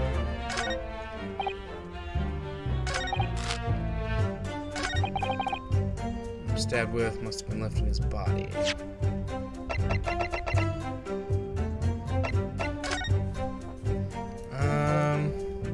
Can we see it a little bit more? This is blood. Mr. Asmund's no doubt. This is the problem with looking at murder weapons. Okay.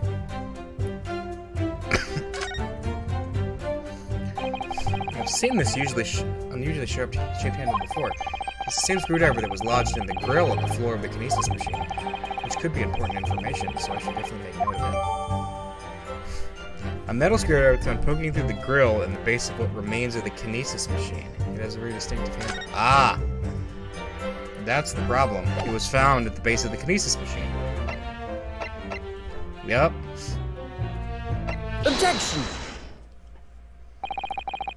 You say that while the weapon remains in the body, there's very little bleeding. Is that unequivocal? Look, there was no blood on the experimentation stage, even though that's where the fellow was stabbed. The only explanation for that is if the screwdriver was still in his body, stopping any heavy bleeding.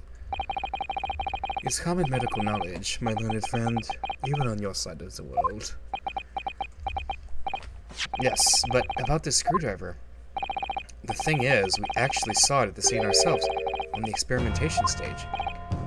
But it was on the floor by the wreckage of the machine, poking through a metal grill.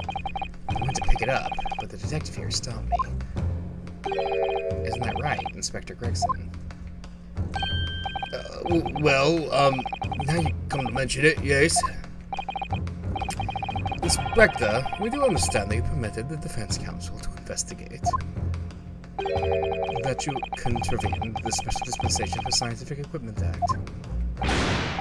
No, not at all. I wouldn't do that. I just let him look, nothing more. It was very clearly he wasn't touching a thing. Yes, that's true. The screwdriver was in plain sight on the stage. But it shouldn't have been, should it? What are you getting at?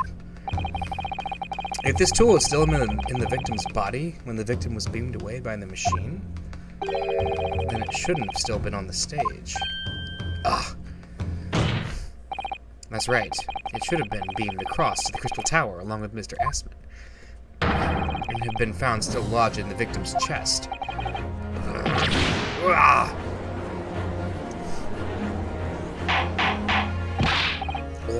Order. How do you explain this, Inspector? I don't. It looks as though everything that the victim had on his person moved with him when he was beamed. The screwdriver was still in his chest when the instantaneous kinesis occurred. Obviously, it should have been beamed to the destination as well. This is a strange situation. Even though people are saying that this instantaneous kinesis is a scientific impossibility, they're still basing arguments on the assumption that it did actually take place. Alright, time to tighten the screws here. My lord, the prosecution is unable to explain this inconsistency in its argument. We can only conclude that the testimony given in support cannot be relied upon.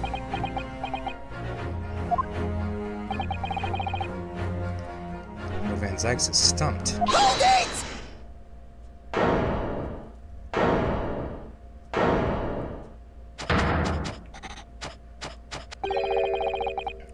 Do you have something to say, witness? Yes, I knew it. It bears out. The equations hold. Mr. Naruhodo, don't worry. But what? Without delving into the details, there is no inconsistency. What? Even if Andrew had been lodged in Mr. Asmund's chest, my trusty tool wouldn't have moved. Andrew remaining on the stage is consistent with my calculations. What?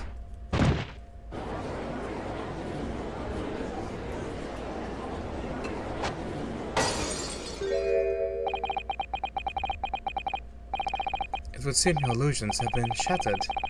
Clearly, we should hear the accused's explanation. Or should I say, this brilliant scientist's explanation? Just when I'd found an inconsistency in the prosecution's argument. Scientists. Very well, the defendant will testify again. Provide us with a scientific explanation as to why the inconsistency asserted by the defense fails to hold. In the name of Apollo, I will, my lord.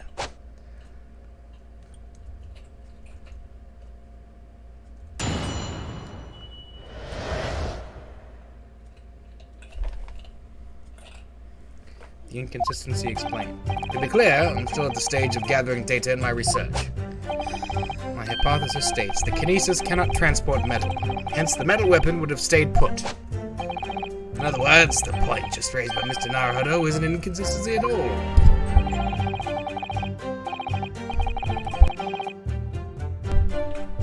Hang on, I will be right back.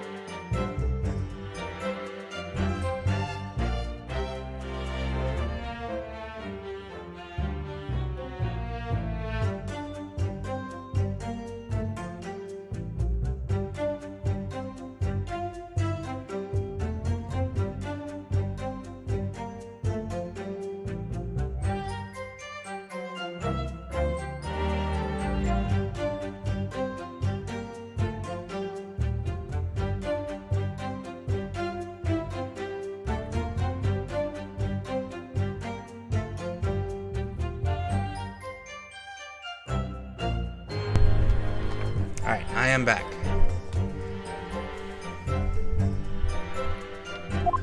Now I have a duty to protect the incredible machine that we built together.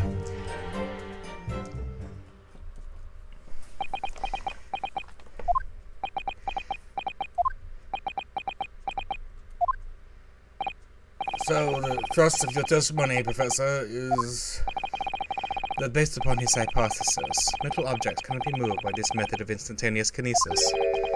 In other words? In other words, since the screwdriver is made of metal, even if it lodged in the victim's chest, its subsequent discovery on the stage, despite the victim being found elsewhere, is not an inconsistency. And therefore, Professor Albert Herring could still have been the killer. My great hypothesis holds, you see. You just incriminated yourself. We We had to make the cage used to contain the subject from wood for that very reason. I was not addressing you, witness. Professor Hairbrain, Yes? whose side are you on here? I don't take sides, Mr. Naruhodo. No, no, no. My only interest lies in upholding my hypothesis. I'm a scientist, after all. Is he working for us or against us? It's very hard to tell. Let's see how you cross-examine this testimony, my Nipponese friends. Yes, fire away, Mr. Naruhodo.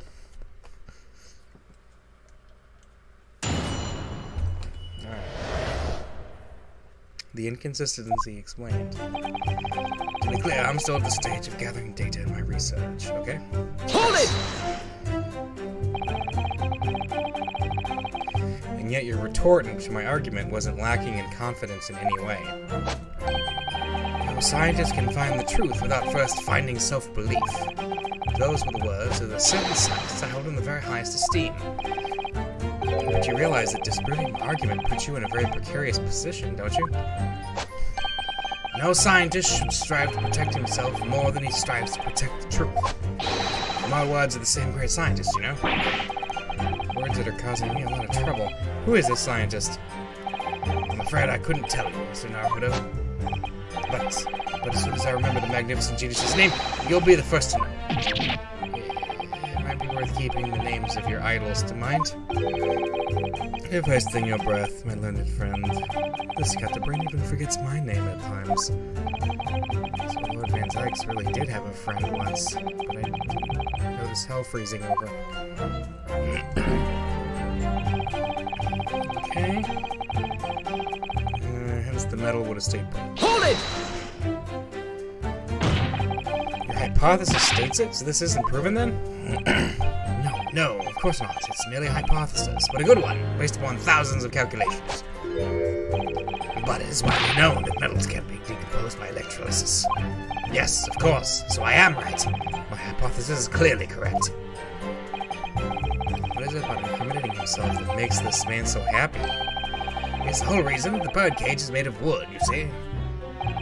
Sorry, the birdcage? Yes, that's what I call the C. obtusa cage in which Mr. Asman was placed for the kinesis. Now, the jail cell in which the victim was detained does indeed seem to be made of a timber of some sort. Thank you for not referring as an instrument for incarceration, Your Lordship. In short, any weapon lodged in the victim when he was beamed away by instantaneous kinesis would have been left behind on the stage if it was made of metal. Correct.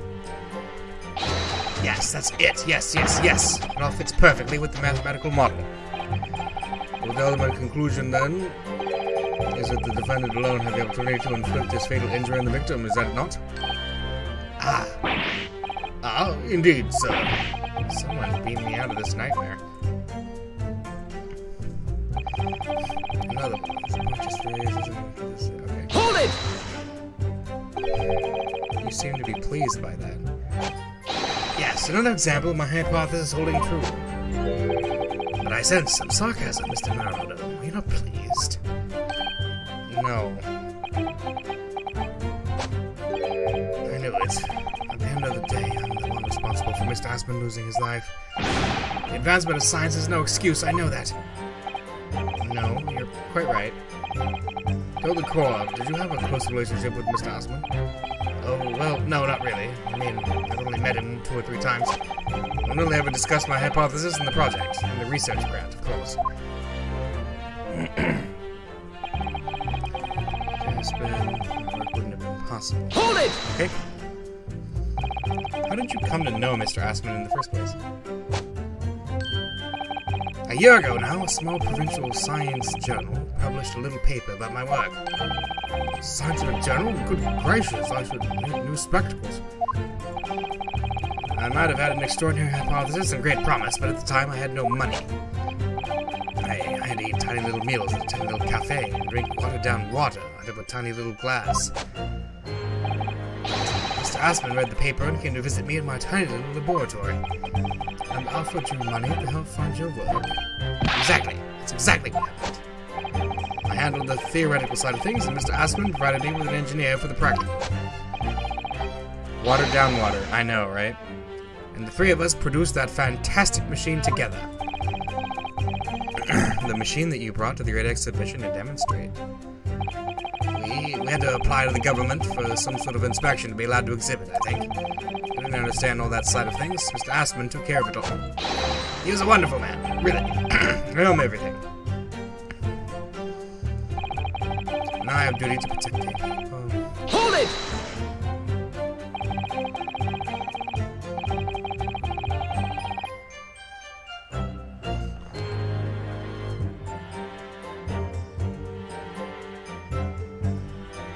When you say that you built the machine together, does that mean that you were involved in its construction? Yes. Well, not exactly. I'm not good with the practical side of machines myself, so the physical construction was done by an engineer. Little remains of your creation now, though, following the explosion. Repair will no doubt be impossible. Yes, I realize that, but still. If someone were to gather all the broken parts, they could discover the secret of my hypothesis. Mr. Asman and I toiled over that machine for so long. We put our hearts and souls into it. We had to protect our work. So what's left of that machine must be kept safe. It's only fair, because of what happened was an accident. That's the extent of the testimony, then. Thank goodness for that. I don't want him doing any more damage. He's already basically proven that he could have been the culprit. But it seems as though all he really cares about is defending his hypothesis. Still, I wonder, what if his hypothesis is just fundamentally flawed? Alright. Metal would have stayed put.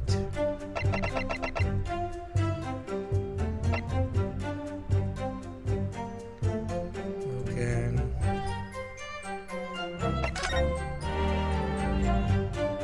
Right.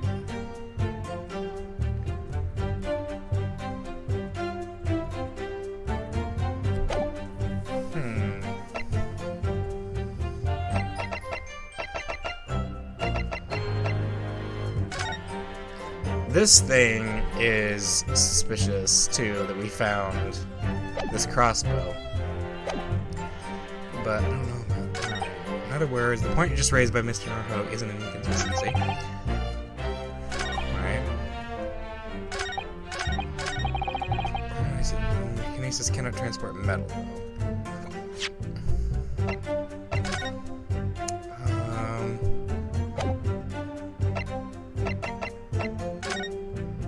Is there anything he has on him that seems metal? Like the buckle, maybe, and the glasses? Let's see. Objection! Professor Harebrade, you say that according to your hypothesis, nothing made of metal can be beamed by instantaneous kinesis using the machine you made. Is that right? Yes, that's right. Spot on. Exactly correct. In that case, I'd ask you to have a look at this photograph that was taken at the scene. In particular, I'd like you to pay attention to the victim's face. You can clearly see that Mr. Asman is wearing a pair of spectacles with a metal rim. What? Metal? No, metal can't. That's not... Metal? Metal? No! We've already established that the proposed murder weapon, the screwdriver, was found on the stage. Yep. However, if your hypothesis correctly predicted that outcome, it should also predict that the metal rim spectacles would be found in the same place. Ah! My hypothesis! My hypothesis! Professor Harebrade, this isn't easy for me to say, but your hypothesis is clearly flawed.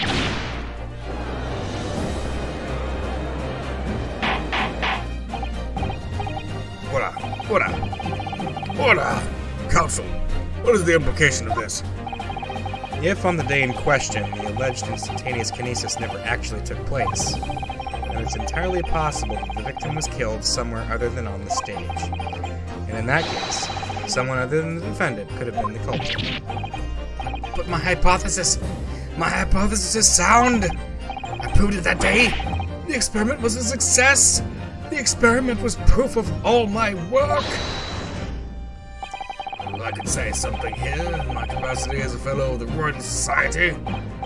Yes, John, number 4, go ahead. As a man of science, there's one thing I simply can't abide. And that's a fraud who pretends to be a man of science. What? Wait, great Scott! Are you suggesting my science is suspect? It's just been disproved, hasn't it? In front of all of us. In other words, the whole demonstration is complete nonsense from start to finish. Believe me, my fellow Joes, when I tell you this man is a heel, a bounder, and a fraud. I say the records of that machine should be stripped down and thoroughly examined. No, never. That machine is the essence of my entire hypothesis. It's protected by the Special Dispensation for Scientific Equipment Act. What the devil is that blasted act all about, eh? Who made up such a daft rule? I don't like the way this seems to be going. What's the best way for me to help the professor?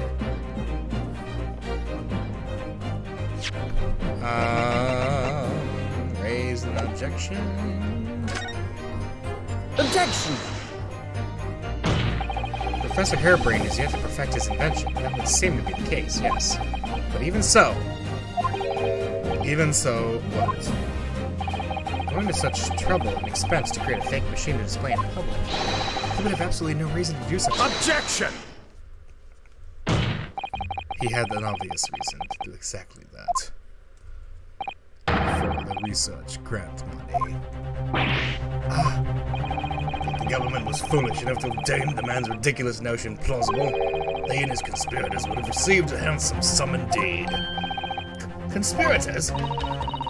The value of such a grant? £10? You're an order of magnitude out, madam. £500 a year. Oh! You can live in so much for years. Society's noticed an increase in bogus public demonstrations in the field of science recently. And plenty of scientists arguing with each other to get the largest slice of the funding cake. People's greed is plenty, but not enough for murder. They're showing.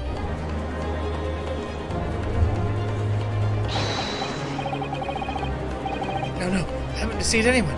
Least of all the government.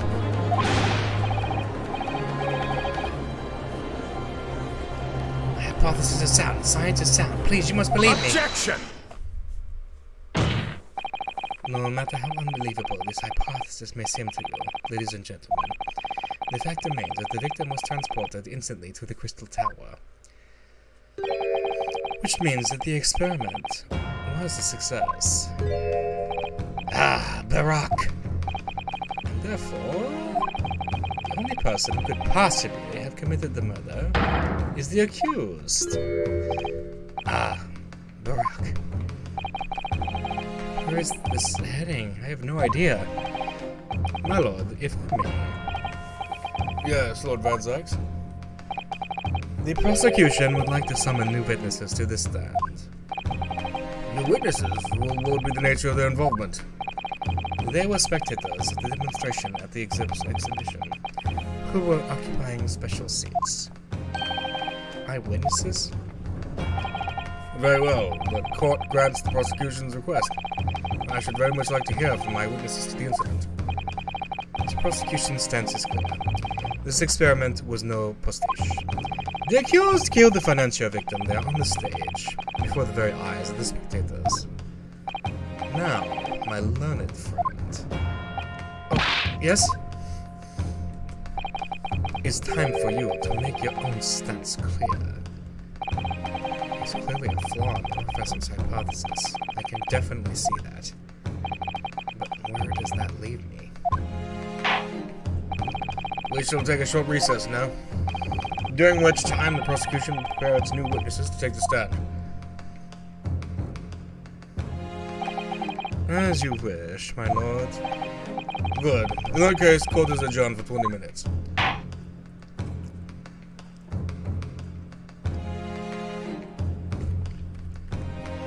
To be continued.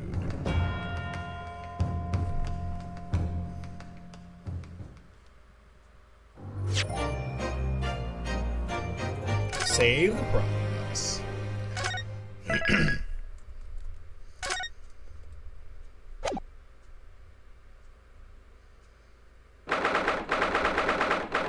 23rd October, 10:44 a.m. The Old Bailey. defendant's antechamber. Mr. Naruhodo, what on earth were you playing at just now? Or rather, what on earth were you playing at it all along? My hypothesis, my amazing hypothesis. You've been picking holes in it from the start. Sorry about that. But you promised me. You said you'd prove that dreaded explosion was an accident, not murder. You said you'd keep my precious invention from falling into anyone else's hands. All you've done so far is try to undermine me. Yes, I did make you a promise, you're right. I said that I'd believe in you and fight for you, freedom to the very end. But I also told you I was no scientist. I don't understand your hypothesis. The fact is, there's an undeniable flaw in your logic, isn't there? But if I just run through some equations... Yes, you see? It's because my work is incomplete. Perhaps it is. Nevertheless, a man died as a consequence, didn't he? Oh no! You're right. You're so right. It's all my fault. And I have no right to blame you for my failures. I'm a disaster, not just as a scientist, but as a human being. That might be a little over the top. While we're on the subject. What about Barack? He's being awful. Claiming his old university friend to be a murderer, you mean? He's a disaster, not just as a prosecutor, but as a human being. Oh, but no, wait. He's the Reaper, isn't he? Perhaps he's not classified as Homo sapien anymore. Well, that's cleared up. Can I double check something with you? Yes, what? The machine and demonstration you prepared, they were based entirely on your hypothesis, I presume. There was no trickery involved? I drew the plans for the machine with my very own hands. Every line was painstakingly drawn with the firm belief that science is the only future. So yes, it's true that my hypothesis hasn't much reached maturity yet. But yes, please, Mr. Naruhodo, you must believe in it. Alright, Professor. I understand. Counsel, defendant. Prosecution's witnesses are ready to take the stand. Court is about to be in session again. Make your way into the courtroom, please.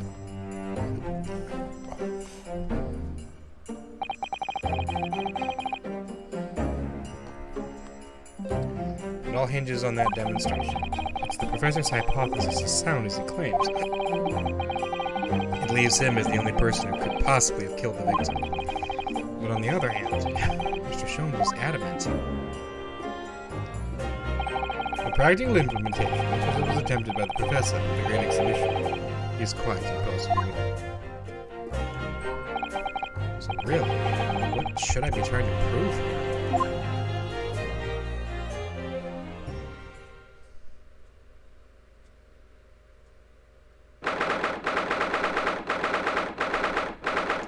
Alright, 23rd October, 11 a.m., the Old Bailey Courtroom. In the name of Her Majesty the Queen, I hereby reconvene the proceedings of this court. Counsels for the defense and prosecution, are you ready for the new witnesses to testify? The prosecution is ready, my lord. As is the defense, my lord. So, Lord Van Sykes, I believe these next witnesses saw the demonstration of the day in question with their own eyes?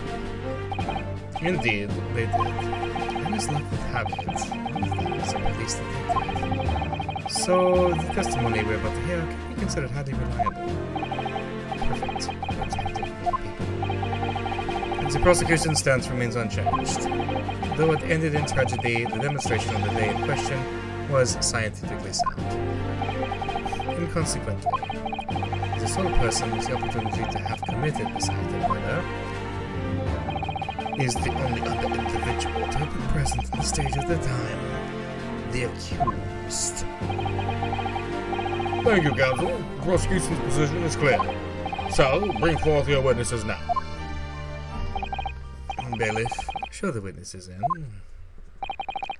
The witnesses, whose proximity to the incident of the day in question, will clarify the truth unequivocally.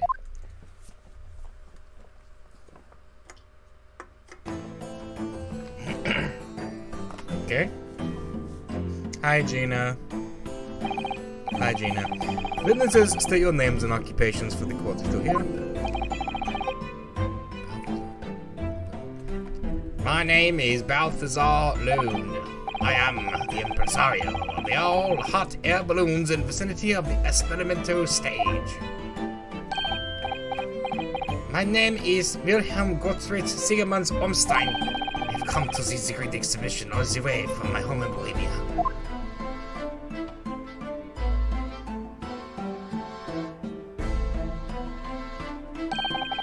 I'm very rich. Inspector Gina Lestrade, Scotland Yard, a great detective. Even Sherlock Holmes agrees. I was on security duty at the exhibition. I got to go up one of them balloons. It was amazing. Gina, again? She did mention that she'd seen the disaster from the balloon, actually, didn't she? She clearly loved every minute of it. There were 3 balloons flying near the public experimentation stage when the incident occurred. 2 of these witnesses were on such balloon at a time and saw events unfold from the skies above. Sounded like they were in the clouds. It was only an altitude of circa 60 feet. Very low. Oh, you can't see nothing if you can fly too high, can you? 60 feet. About 18 meters then. Thank you for your introductions. Now, we will give your formal testimony for the court. Kindly describe exactly what you witnessed, especially those of you who had a vantage point above the stage.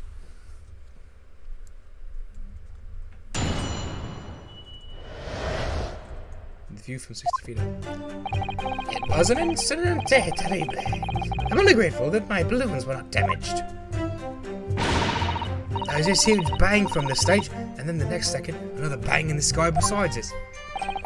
And from an excess smoke, a cage appeared out of nowhere. The cage, it fell from the sky like a stone and crashed into the crystal tower. I didn't get a good look inside the cage, but no one went near it after it crashed into the tower. A most extraordinary collective account, I must say. Can I just clarify something? There's a detail in the witness's testimony that I've not heard any mention of until now. Specifically, that there were 2 explosions? More precisely, 2 explosions in 2 separate places, yes. When the demonstration began, the balloon carrying the 2 witnesses was around here. There were other balloons in the air nearby at the time, carrying other passengers as well, to be clear. Then, as power was supplied to the machine for the demonstration, the first explosion occurred. The so-called birdcage that contained the victim disappeared from the stage, and a moment later, the second explosion occurred directly adjacent to the balloon carrying the witnesses. The birdcage appeared at the site of the explosion, subsequently to plummet down into the crystal tower. I was very surprised. Suddenly, a cage appeared before my eyes with a person inside. The blast was so hot, but I didn't want to miss a thing, so I kept my eyes wide.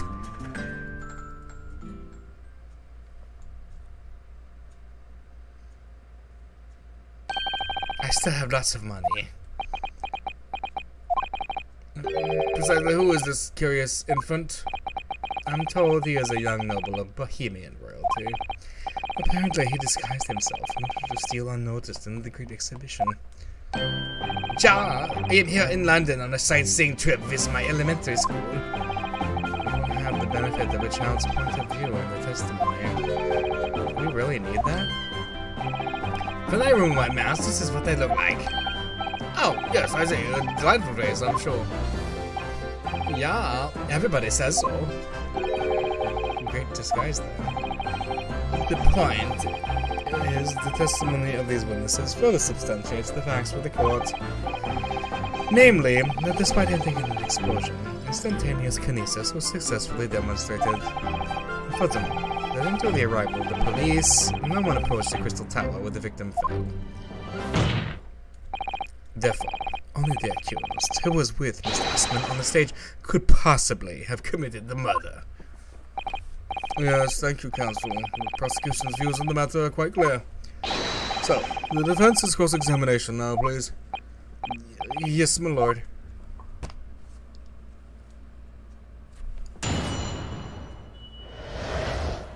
The view from 60 feet up. Alright.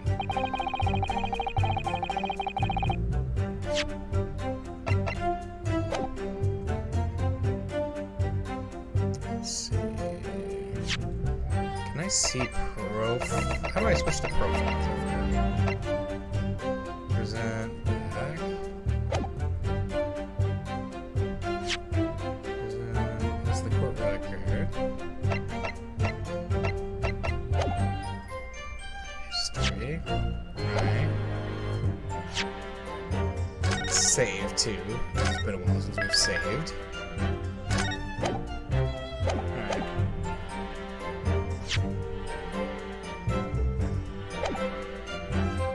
Hold it! Let's just go through. There were 3 balloons flying above the experimentation stage at the time, I understand. See. Oh, is he supposed to be Italian or something? See. All the 3 of them, my bellissimi bambini. They are very popular, signor. Some people will pay £10 for one ride. £10? That's more than my annual stipend.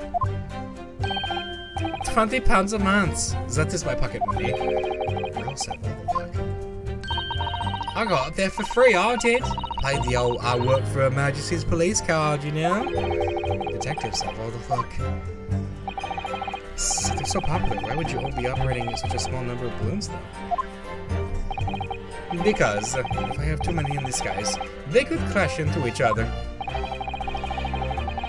The operators for the balloons were decided by lots, with each operator manning a particular area. See, and the zone above public experimentation stage is the most profitable. The other impresarios, they hate me.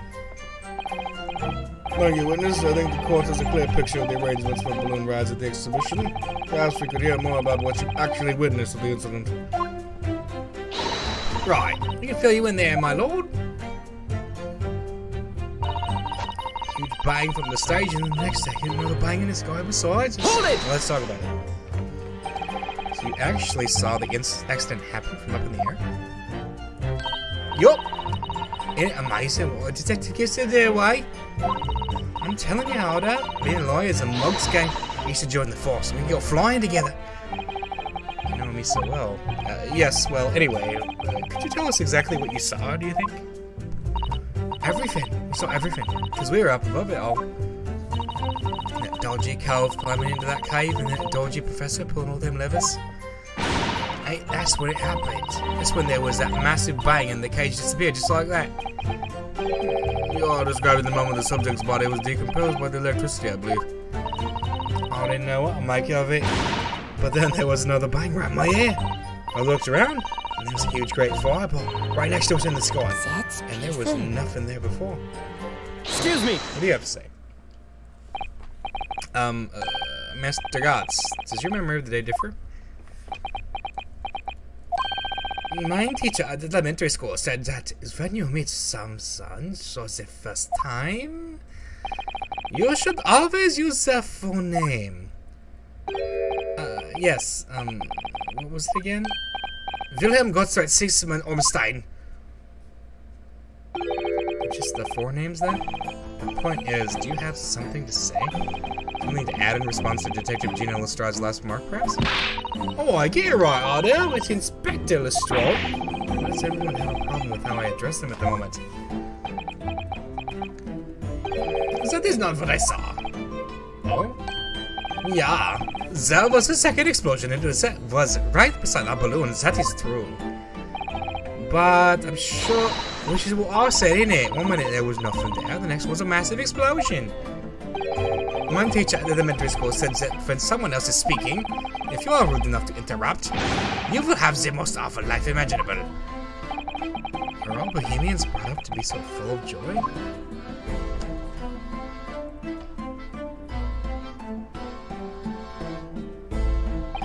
Just before the second explosion happened next to our balloon, I've clearly witnessed a green balloon flying in the sky.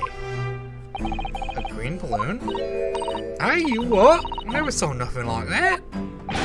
Well, I did. I saw it. You can't say I didn't. I will complete it as a counsel. I will cry and scream. My testimony is the truth. I am the Bohemian Prince. You cannot say it's a lie. That is not allowed. Playing the blatant royalty card, are you? Typical. She's the orphan who likes to remind people she works for Her Majesty's police. In that case, young man, I must ask you to amend your formal testimony in the interest of cordial national relations between Great Britain and Bohemia. It was not the sky, it was the green balloon that was next to ours at the time. Ah. Well, we need to find out more about this. Hold it! A green balloon, you say? Are you sure about that? Of course I am sure. I am a proud Bohemian prince. All these questions are making me bored. I think you mean bored. Ugh, English is very annoying. The language of my countrymen is far superior. Ragazzo, it is very wrong to lie. Lie? Flying balloons never explode. For the same reason the planets never explode. It is logical. Please tell me that doesn't mean logical. If you insult me, you insult all of Bohemia. I die. I will have the army come and shoot all of your stupid balloons out of the sky. All of them.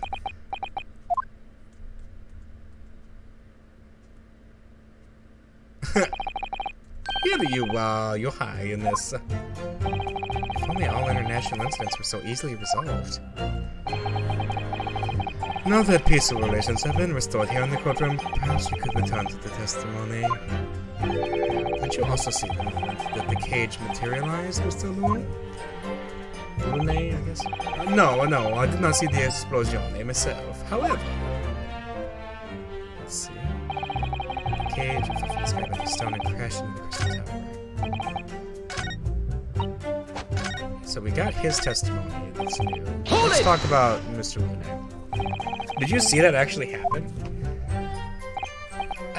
No. In reality, I did not. I saw it after it hit the tower. There was a grand confusion there on the stage. I ran to see what had happened. I was terrorized by the idea that one of my balloons had crashed. I suppose they are his livelihood. But when I looked up to the sky, all my precious balloons were still there.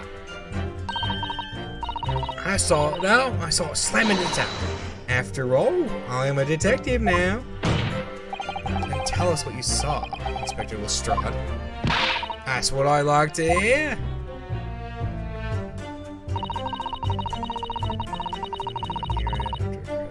Hold it! Was it you who gave the order to keep people away? You sure ain't all know. How could it have been me? I was up in a balloon, wasn't I? Right. So, because I wasn't available, it was the boss who had to leg it over there. I was getting shoved and kicked all over by the panicking spectators as he tried to seal off the scene. It was a real sight to behold, I can tell you. Amazing. Poor Inspector Grayson. So anyway, I'm not going to see the cage that well, because of all the smoke. I didn't really want to see, to be honest. I was scared on my wits. Keep it together, Miss Whitman. The prosecution really is asserting that the demonstration was genuine. But what if it was actually some kind of switch-around trick instead that would mean that the victim was never actually on the stage in the first place? The two explosions would have thrown everyone watching into a panic for sure. I need to find out more about what exactly people saw at the time. What if it was a wax doll? Let's see. Huge.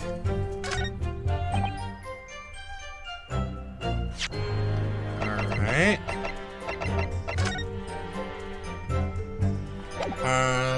Is this worth presenting? Objection! No.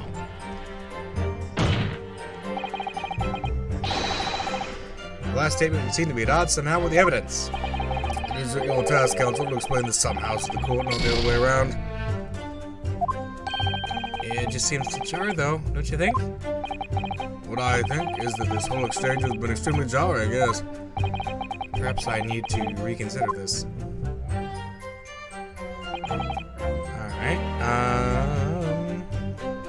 so clearly there's something here we gotta get at, right? So...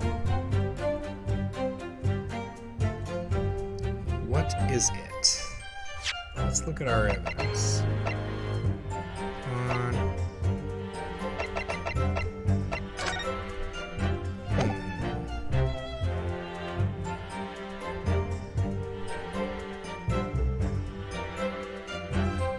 Let's see. What could we be missing here?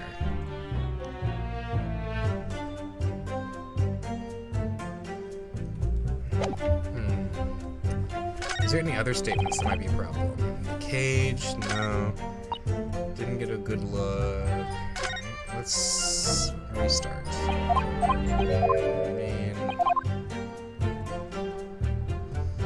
There's an incident. I'm grateful that my balloons were not damaged. Okay, the only thing I can think of, he said the balloons aren't damaged, but there's a piece of cloth that seems like it belongs to one of his balloons, right? So let's see. Objection! Yay. Mr. Lune, in your testimony, you said that all three of the balloons you had operating at the time were undamaged? I see, that is correct. If they had been caught in the explosions, it would have been terrible. I wonder if you might know what this is? I think it may be. See, part of a balloon. I burned a piece of the fabric of the envelope. Sorry, the envelope? Pardon, that is the round part of the balloon which becomes filled with hot air. It is made from very thick fabric lined with rubber. You do not want to rip it when you are in the sky. Just as I thought. This piece of cloth was found near the experimentation stage. In other words, as Master Gods testified, the green balloon did indeed explode that day. Eh? If all the balloons in the sky above the experimentation station belong to you, Mr. Lune, then your statement that they were all undamaged is clearly contradicts the evidence. No!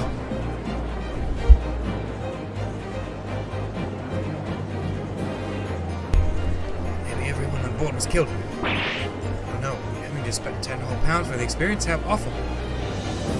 Seems to be like these cranes, crash 50% of the time. Objection! The instantaneous kinesis did occur. Left the explosion on the stage. The point of materialization shifted to a location occupied by a balloon. Causing the balloon to explode, yes, eminently plausible. An unfortunate traffic accident, as well. But it changes nothing about the pertinent facts. This I cannot accept. Why not, Mr. Lune? You are suggesting that I am a liar. That person's died in a balloon incident. There's no need to get fired up, Mr. Lune. Everything was the sole fatality that day. That's alright, and I prove it. Balthazar Lune is not a liar. There was no such balloon in the sky. It is non-possible.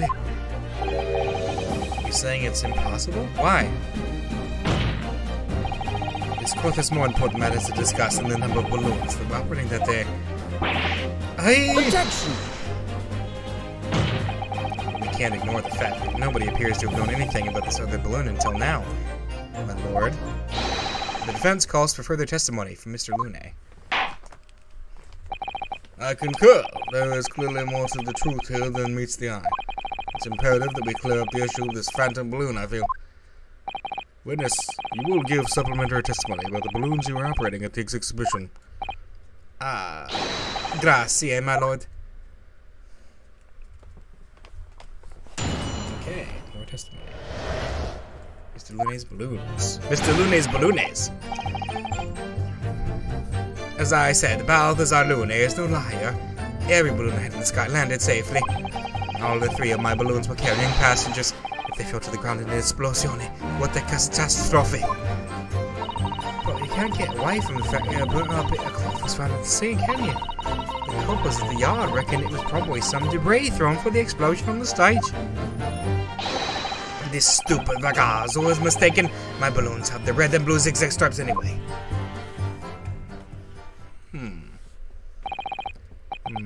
So your assertion is that the balloon this child saw was not one belonging to you? Si, exactamente. If he even saw a balloon in the first place, I do not like the sound of it. It is very bad for business. I have a good mind to sue the land of Bohemia. If you attack us, we will fight back. We will war à la war.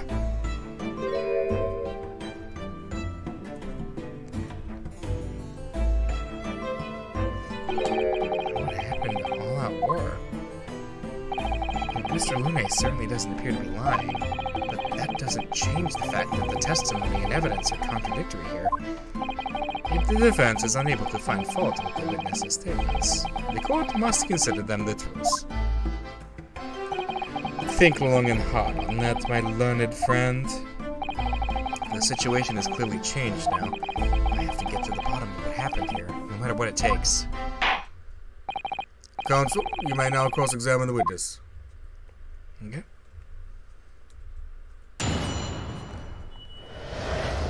Mr. Lune's Balloonays. Okay. Hold it! You couldn't just have forgotten one, maybe. Surely Mr. Strahd could have been sent for such a menial task. What, me? I'll tell you what I told the boss. East End kids like me can only count up to 2. Obviously that ain't true, but the boss bought it. He said he could have a go himself in that case.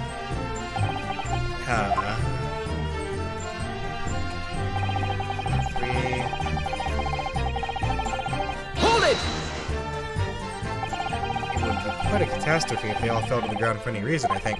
On that note, Mr. Lune, tell me, what is it that keeps these balloons in the sky? Are you an idiot? Sorry? That is like asking, why does a candle burn bright? It burns bright because it burns bright. And a balloon flies because it flies. What else? That must be Italian for I don't know. There are 2 types of flying balloons, hot air balloons and gas balloons. Hot air balloons work on the principle of hot air being less dense than cold air, whereas gas balloons derive their lift by using a gas that is lighter than air. See, and my balloons are filled with the magic gas, I believe. Hydrogen, lighter than air, but highly explosive. Good lord. I do not permit the smoking of the cigarettes in any of my balloons. The magic gas does not like a fire. Even a small spark of static electricity could cause the entire balloon to explode. What is the matter with you, senor? All that comes out of your mouth is esplosione, esplosione. I tell you, my balloons are perfectly safe. They have to be. I cannot eat. None of my balloons explode that day. I am completely sure. If you still say that is what happened, you must show me the proof. Alright, so Mr. Lune had 3 balloons in the air that day. If none of them were damaged, then what was the one that exploded? Can't get away from the fact that it burnt up in a cloth was found at the scene. Hold it! I was surprised to find that piece of fabric still at the scene, actually. Didn't you search the area surrounding the stage for clues? Nah, I'm not into picking stuff up off the ground, mate. Always works that way better. Diving into people's pockets instead. So much for the new career path. Mind you, the boss was on his hands and knees picking up all kinds of rubbish from the floor.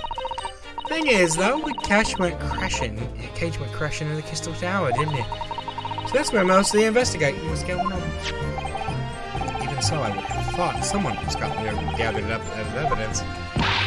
Of course, in the year you stumble across a bit of balloon and suddenly you're the best investigator in the world. Pardon? Well, you ain't got a badge, have you? Like this one. I could arrest you with it if I wanted to. I wouldn't put it past her.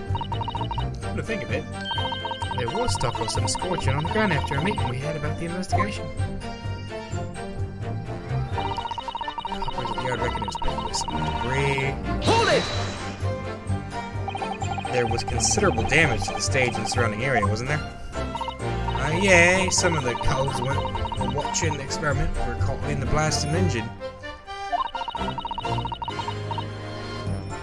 Good job the old contraption didn't keel over, eh? I hadn't even considered that. It seems there was great panic after the incident occurred. Nevertheless, the police shouldn't have missed a torn piece of gunmetal from a balloon. Inspector Gregson can expect repercussions. Welcome me swiping all those fish and chips, eh? Man's sole pleasure. None of this matters. That scrap of balloon envelope means nothing. Niente.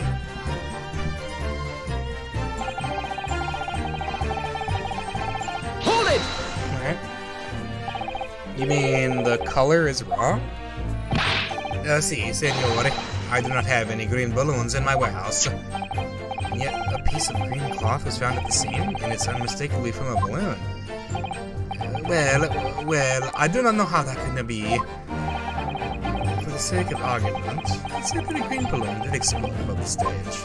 We couldn't, therefore, conclude that it happened on the day in question. Why not? There have been recreational balloon flights over Hyde Park, operating from before the Great Exhibition. One could have exploded on some earlier date. Unfortunate, as I am sure you would agree. You believe it may have been from some earlier balloon accident that predates the exhibition? Si, exactamente.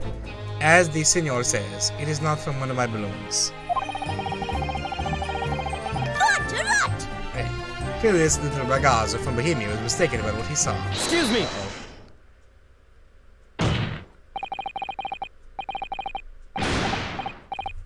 It's Master Wilhelm Gottfried Sigismund Ormstein. It was on the tip of my tongue. Yeah, something is very wrong. I know what I saw. There was a green balloon there. I swear it. I swear all over Bohemia. You can speak as much bad language as you like, but it changes nothing.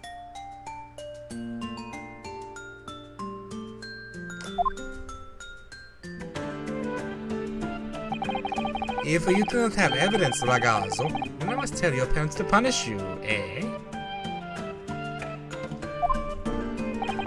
Perhaps we'll let the judge decide when it comes to punishments. Evidence? What is this evidence? To give a simple example, young man, a photograph, for instance, some tangible proof of what you claim. Well, why didn't you say so sooner? I have the photograph here. Good gracious. What? I had not been up in a balloon for a little while, so I was very excited.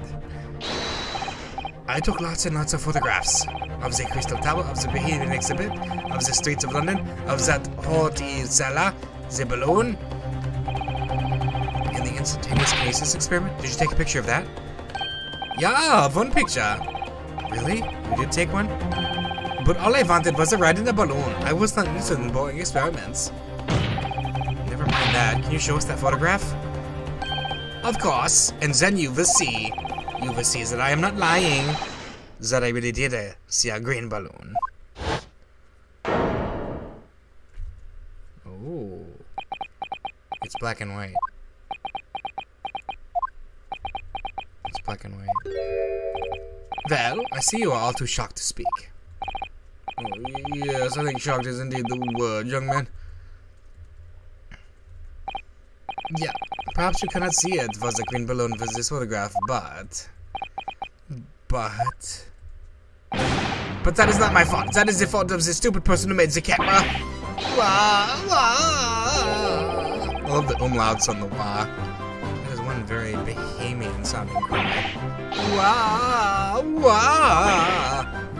Very well, the court will accept this photograph as evidence. A photograph taken by Gauss while he was riding in a balloon. It shows another balloon that he claimed was green and exploded moments after he took the shot. It's not my fault. It's the fault of the person who made the camera. Well, never mind. I'm sure you have plenty of wonderful sepia memories to take home with you. In any case, when exactly did you take that photograph? Well, it was on the day of the big explosion. You don't say. When I pressed the shutter release, there was this very loud bang, and a hot wind rushed over my face. That means this photograph was taken a split second before the explosion occurred. Well, if you ask me, this black and white photograph changes nothing. I would not give the flying a fig. Lovely language you've picked up. I thought Mr. Lune's testimony just doesn't quite add up. The young Bohemian boy claims to have seen another, fourth balloon, but Mr. Lune vehemently denies the possibility. It's hard to imagine the man in charge could be mistaken for the number. Here. Still, this inconsistency must tell us something.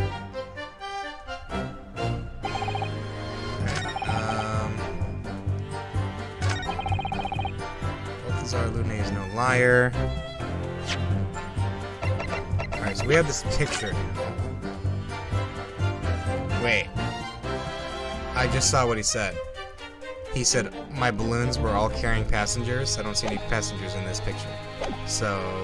yeah, they fell to the ground. Yeah. Objection!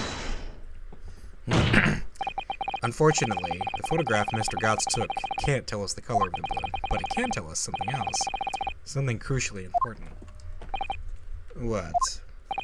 It shows that the pictured balloon wasn't carrying any passengers. Ah, my goodness, you're right! But surely other balloons would have been carrying passengers. There would be no sense in it otherwise. See, they are for pleasure, for seeing the view. My balloons only fly with passengers. Which tells us that the pictured balloon isn't one of them. So when the incident occurred that day, there was a fourth balloon in the skies above the experimentation stage. A mysterious balloon. I know nothing. Niente. I can only tell you one thing. If this balloon was not carrying passengers, then it was not one of mine. Objection! There are illegal tradesmen everywhere who care to look. Clearly, one such entrepreneur decided to capitalize on the opportunity presented by the great exhibition and managed to operate balloon flights in Mr. Lune's patch without him realizing.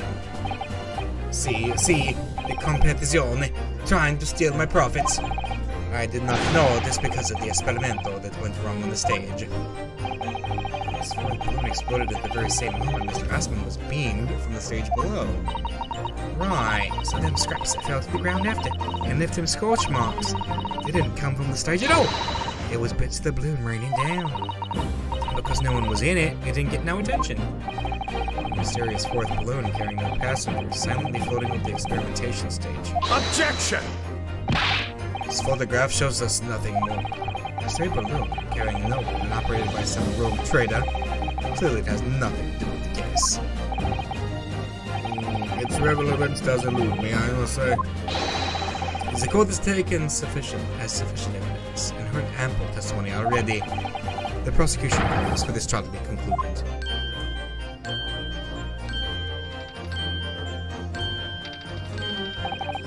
Really? Have we got to the truth yet? No, I can't let this opportunity slip away. The jurors' minds are made up, not in our favor. What else can this photograph tell us? Is there nothing more we can learn from it? Oh, there's more. Objection! Ladies and gentlemen of the jury, wait. Please don't give your decisions yet. The photograph from Master Gotts may well be hiding one more vital clue. What's that? Vital clue? Objection! We're well past the point of mere possibilities. It's time for definitives now. So tell the court. Exactly, this is alleged criminal photograph. The cause of the explosion. I see it. I see it. I see it. Do you see it too? You see it? What's this? What's this right here? That's totally something that was fired by that crossbow, wasn't it? So let's do it. So it was the cause of the explosion. We can reasonably assume that the pictured balloon was destroyed in the searing heat of the explosion. Yeah, that's right, son. Yeah, it was not my fault. Evidently, because the birdcage from the kinesis machine materialized in the sky where it had been flying. And the balloon, being filled with flammable hydrogen, instantly and explosively ignited. Objection! No, that's not what happened. What? It would appear that this photograph requires closer examination. Counsel for the defense, you will highlight the location of this alleged clue in the photograph of the court. Of course, my lord. If you look closely, It's plain enough to see. And what's shown is linked to another piece of evidence we have. In a way, that leads to an unbelievable conclusion. The clue that heavily suggests the real reason the balloon exploded is... this arc. Take that! The timing of this photograph can only be described as miraculous. If you look, you'll notice there's a bright white line that appears to point directly at the balloon. Most likely a ray of light caught incidentally on the film. I'm afraid I can see nothing of the sort. If you look with magnifying glass, my lord, it becomes clear what the nature of this bright line really is. Goodness, what is that? Undeniably some flash of light, yes. Golly, do you think it might be lightning? But it could have been a finer day. I believe in me looking at fire. A bolt of fire heading straight for the balloon. Like an arrow. Indeed, even to my aging eyes, it would appear to be a flame of some sort. My word, are you suggesting this flame struck the hydrogen gas that filled the balloon? Objection! That's absurd. The balloon would have been 60 feet above the ground at the time. No flame could possibly have reached a height. Objection! Actually, it's my opinion that a particular piece of evidence found at the scene reveals how that is exactly what did happen. What evidence? If such evidence exists, Counsel, then for goodness sake, present it, man. Which evidence explains this mysterious streak of flame that appears to be headed directly for the balloon? The crossbow. Take that! This was found hidden at the foot of a small ornamental tree near the scene. Good lord, is that a crossbow? An arrow dipped in oil and satellite could have been shot from this weapon, sending a flaming arrow straight into the hydrogen-filled balloon. Are you suggesting that crossbow was used to deliberately... Blimey, you're right. A streak of light in the photo looks like an arrow, don't it? Then, the explosion near the balloon, it was a... Very likely the result of a flaming arrow from this crossbow igniting the hydrogen gas inside it. No!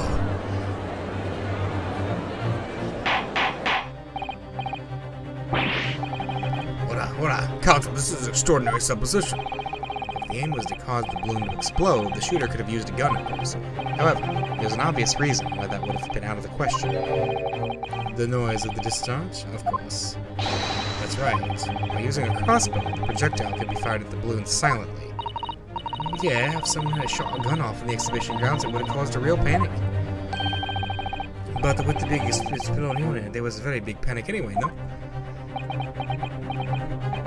I don't like this. I should be pleased to have found a plausible new explanation for all this, but something feels wrong. Objection! Do you understand the implications of what you're saying, the Nipponese friend? If a flaming arrow did indeed hit the balloon, then obviously it would have exploded. And if the birdcage appeared from the cloud of smoke that ensued... Well, wait a minute. What are you really saying here? I don't get it. Was the birdcage beamed up into the sky after all? Or what? My goodness me!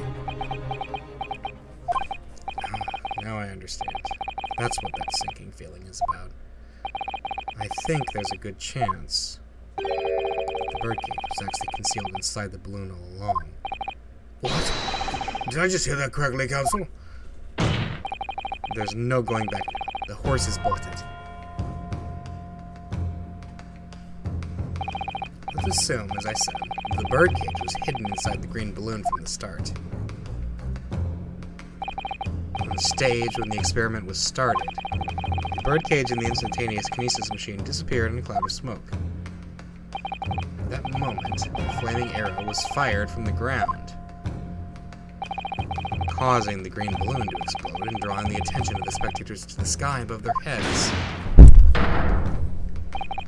From amid the smoke, the hidden birdcage then appeared to fall down and crash into the crystal tower. I think you'll all agree it's entirely plausible that what I've just described is the real truth behind the miraculous experiment carried out that day. This is... Good grief! Objection! This is ludicrous. What you've described is no science experiment. It's child's play. contemptible display of stage magic. Both Mr. Sholmes and Iris said the experiment was a scientific impossibility, in which case this is the only way to explain what happened that day.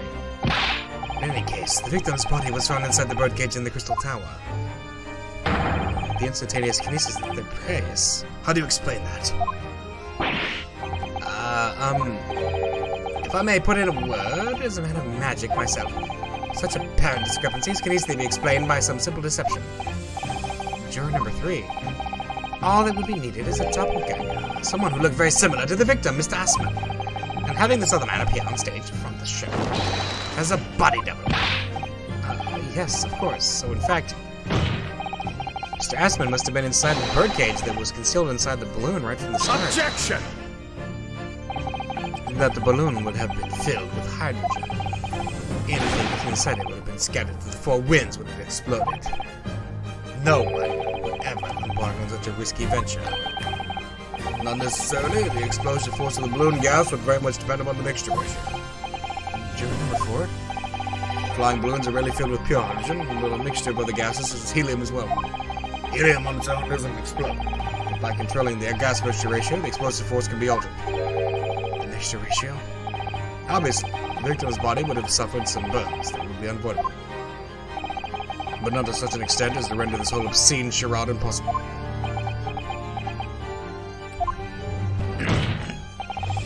So everything that happened could be explained, logically and scientifically. The explosion that engulfed the stage at the start of the experiment was no accident. It was all part of an elaborate deception to make it appear instantaneous kinesis had occurred. Well, goodness me. And if we accept that this is what happened, it means that the victim, Mr. Assman, was never present on the public experimentation stage to begin with. In short, he couldn't have been killed by the defendant, who was on stage in full view the entire time.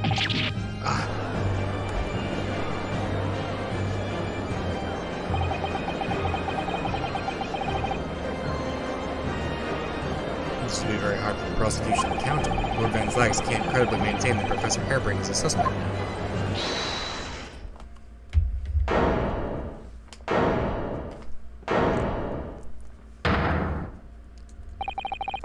Mr. Naruto, I appreciate your efforts. Thank you.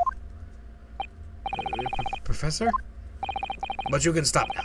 Just keep your mouth shut, please. Sorry? What's all this about, Mr. Harebrain? I, Albert Harebrain, hereby confess that it was me who stabbed Mr. Odie Assman. Yes, it was me, my faithful friend and partner, Andrew the Screwdriver. What are you doing?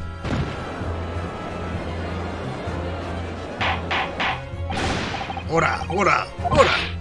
Defendant, explain this sudden confession. Professor Harebrain, what are you talking about? It's what I've said all along. I must protect my hypothesis and my precious machine. You stand there and claim it was all a trick, all an elaborate prank, but where's your proof? No, you'd have to examine the machine if you wanted to prove it, but then it would all be over. My beautiful hypothesis would be laid bare. I mean, the indignity of it. It's clear that you drew the plans for the experiment, but you didn't actually build it. It's quite conceivable that you were duped, Professor. If you'll just let me, I can prove it. Barak! Yes. I'll cooperate. I'll do whatever you say. I swear it. So please. Ensure the Special Dispensation for Scientific Equipment Act is adhered to and protect my creation.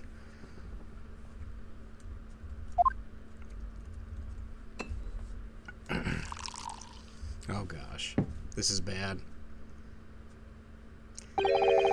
Pray forgive the discourtesy of fulfilling my hollow chalice at this critical juncture. Here's to my learned Dimpanese friend. What? And his upcoming attempt to clarify the defense's position in the light of the accused's confession. Do you intend to formally assert that the experiment was nothing more than a conjuring trick?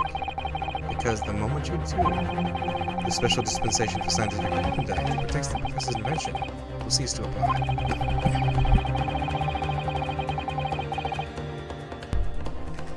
The prosecution will then demand a rigorous examination of the machinery involved in order to establish the truth. However, if you acknowledge that the machine is genuine and instrumental in the victim's murder, any chance of investigating will be crushed, and the confidentiality of the professor's hypothesis preserved. Little counsel, what is the defense's official position on this matter?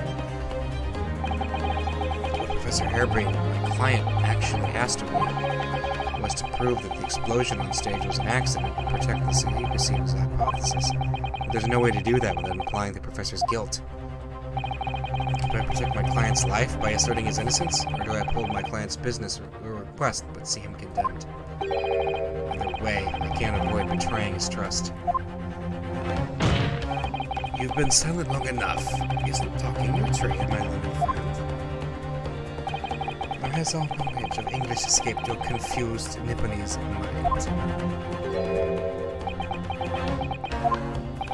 Mr. Naruto, there's no escape here. I have to make a choice. But it's impossible. I have to give up on something, but what? The defense asserts that the defendants insist that the instantaneous kinesis machine was in fact trick. We gotta do it.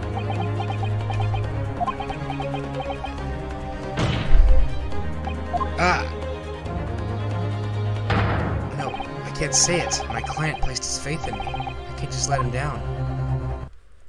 What must I give up on is not the question you have to ask yourself here. Who said that? It's what can I protect? What? What? Is she really here? Hello again, Mr. Naruto. It's been far too long. Susato-san! But what are you? Yeah! My first Susato takedown in 6 months! Okay, so she really is here. It'll be time to talk later, Mr. Naruto. For now, we must concentrate on the task at hand. Which is working out what not I have to give up on, but what can I help and protect? Professor Harebrained. Yes? Yesterday you told me that science is the pursuit of truth. Well, my job is to pursue the truth too. Yes, of course. And personally, I believe that you didn't stab Mr. Asman. I think you've come to realize something yourself too, haven't you? That your experiment and the machine you built with the victim are questionable. The truth behind that is what we must both pursue now.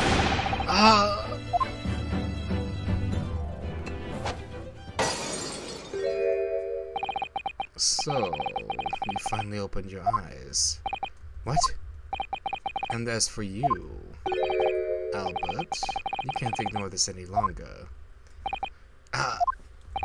Having heard my learned friend's assertion, don't you have something to say? Barack! Lord Van Zykes? Gosh, I've never heard him speak that way before. In truth, there is one thing. Something I've remembered that's of relevance. What? On the day it happened, just before I began the experiment, I saw a man near the stage. A man holding that crossbow. I beg your pardon? Uh-oh. Professor, did the man have any distinguishing features? What did he look like? Taller than me and thinner than me, with straight hair, straighter than and wider than mine. Let me see. One less lens than me too. A monocle, a rather stylish black monocle. But one thing in particular will help to positively identify the man. You see, I know him very well. After all, he's the engineer who built my invention. What? He built the machine? That's right. Mr. Asman introduced me to him a year ago. He's a man by the name of Enoch Drebba. Enoch Drebba!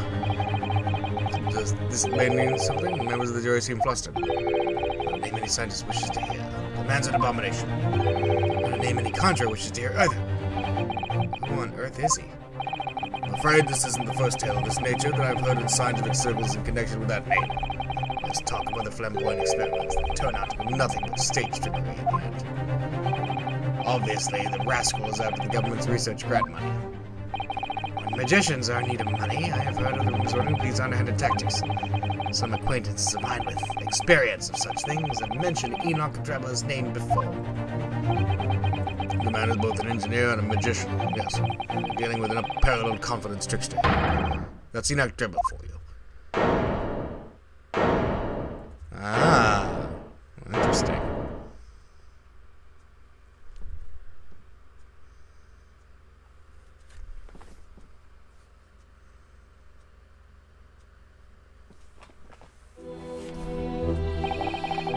So it's true then. My invention, my great machine, it was just a grand illusion.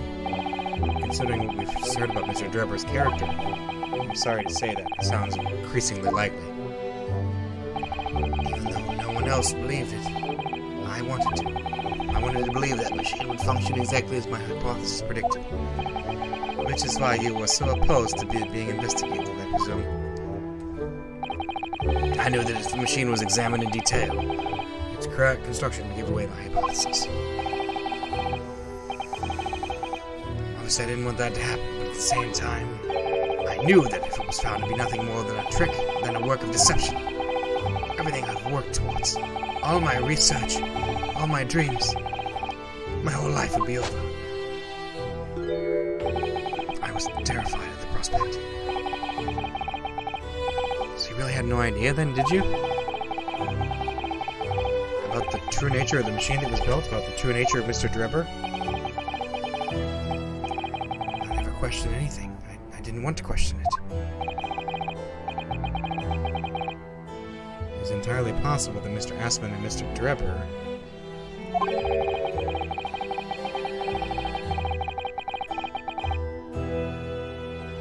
were working together to use you as a means of fraudulently acquiring the research money. Yeah? I announced my invention to the crowds that day. It was the finest moment of my career. I pulled all the levers and turned all the dials in exactly the way Drebber had described. When the smoke suddenly started billowing out, I panicked.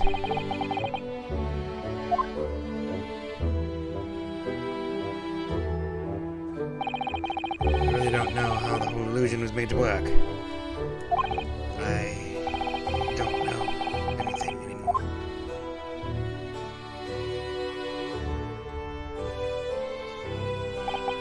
Let me confirm.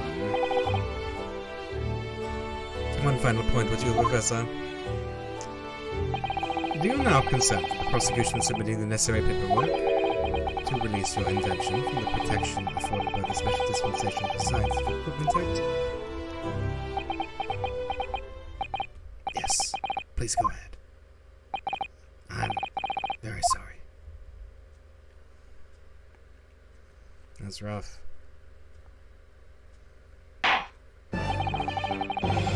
We declare that we shall have to suspend proceedings for the remainder of the day now. Lord Van Sykes? My lord? The court has newly been made aware of another party whose involvement in this matter is critical. Yes, Mr. Drebber. Gather information about the man, if possible. I should like him served with subpoena. With pleasure, my lord. Now, counsel for the defense. Yes, my lord. When we reconvene, I shall be looking for one thing and one thing alone. Evidence that the defendant is innocent of the crime for which he presently stands accused. I understand. Good. In that case, this court is adjourned until tomorrow morning.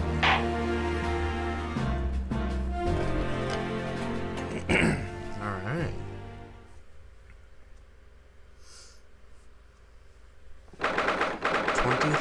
October, 1:36 p.m. The Old Bailey. Defendant's antechamber.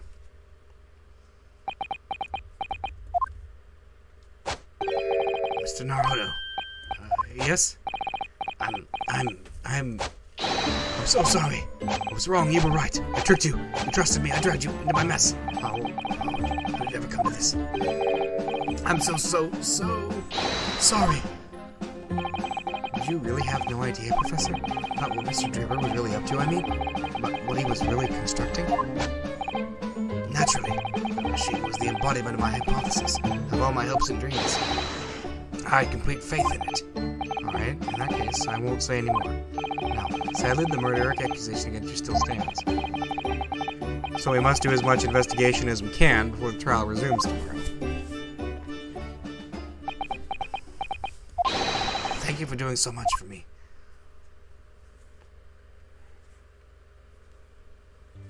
I'm so sorry for arriving late this morning, Mr. Naruto. Arriving late? Did you receive my postcard? I wanted to let you know when I'd arrived. Postcard? What postcard? I hid it from you, Bruno, so it would be a surprise. Well, did it work? I was surprised, alright, especially when she threw me to the ground. Oh dear, I'm so sorry. I was just so happy to see you again that it sort of slipped out. Maybe we could stick to more traditional displays of emotion in future? Susie's train was late into London, Victoria, this morning, you see. We made the coachman really whip the horses hard so she didn't miss the whole trial. I was watching from the gallery for a while, but in the end, I'm afraid I couldn't contain myself. Well, I'm glad you didn't. Oh, having you at my side in court gives me the strength I need to win. So, I'm delighted to see you back in London. Oh, you're too kind, Mr. Naruto. I'm delighted to be here. I hope I can continue to be of service to you. Of course. So, what's brought you back? Did Professor Mikitoba not protest? Let's save all that conversation for when we're back at home, shall we? You know, I've made one of my most special plans ever for this special occasion. Oh, Iris, how wonderful. I can't wait. Sada-san was back in London. It's hard to describe how happy that made me feel at the time, but despite my elation, my tale was about to take yet another extraordinary turn.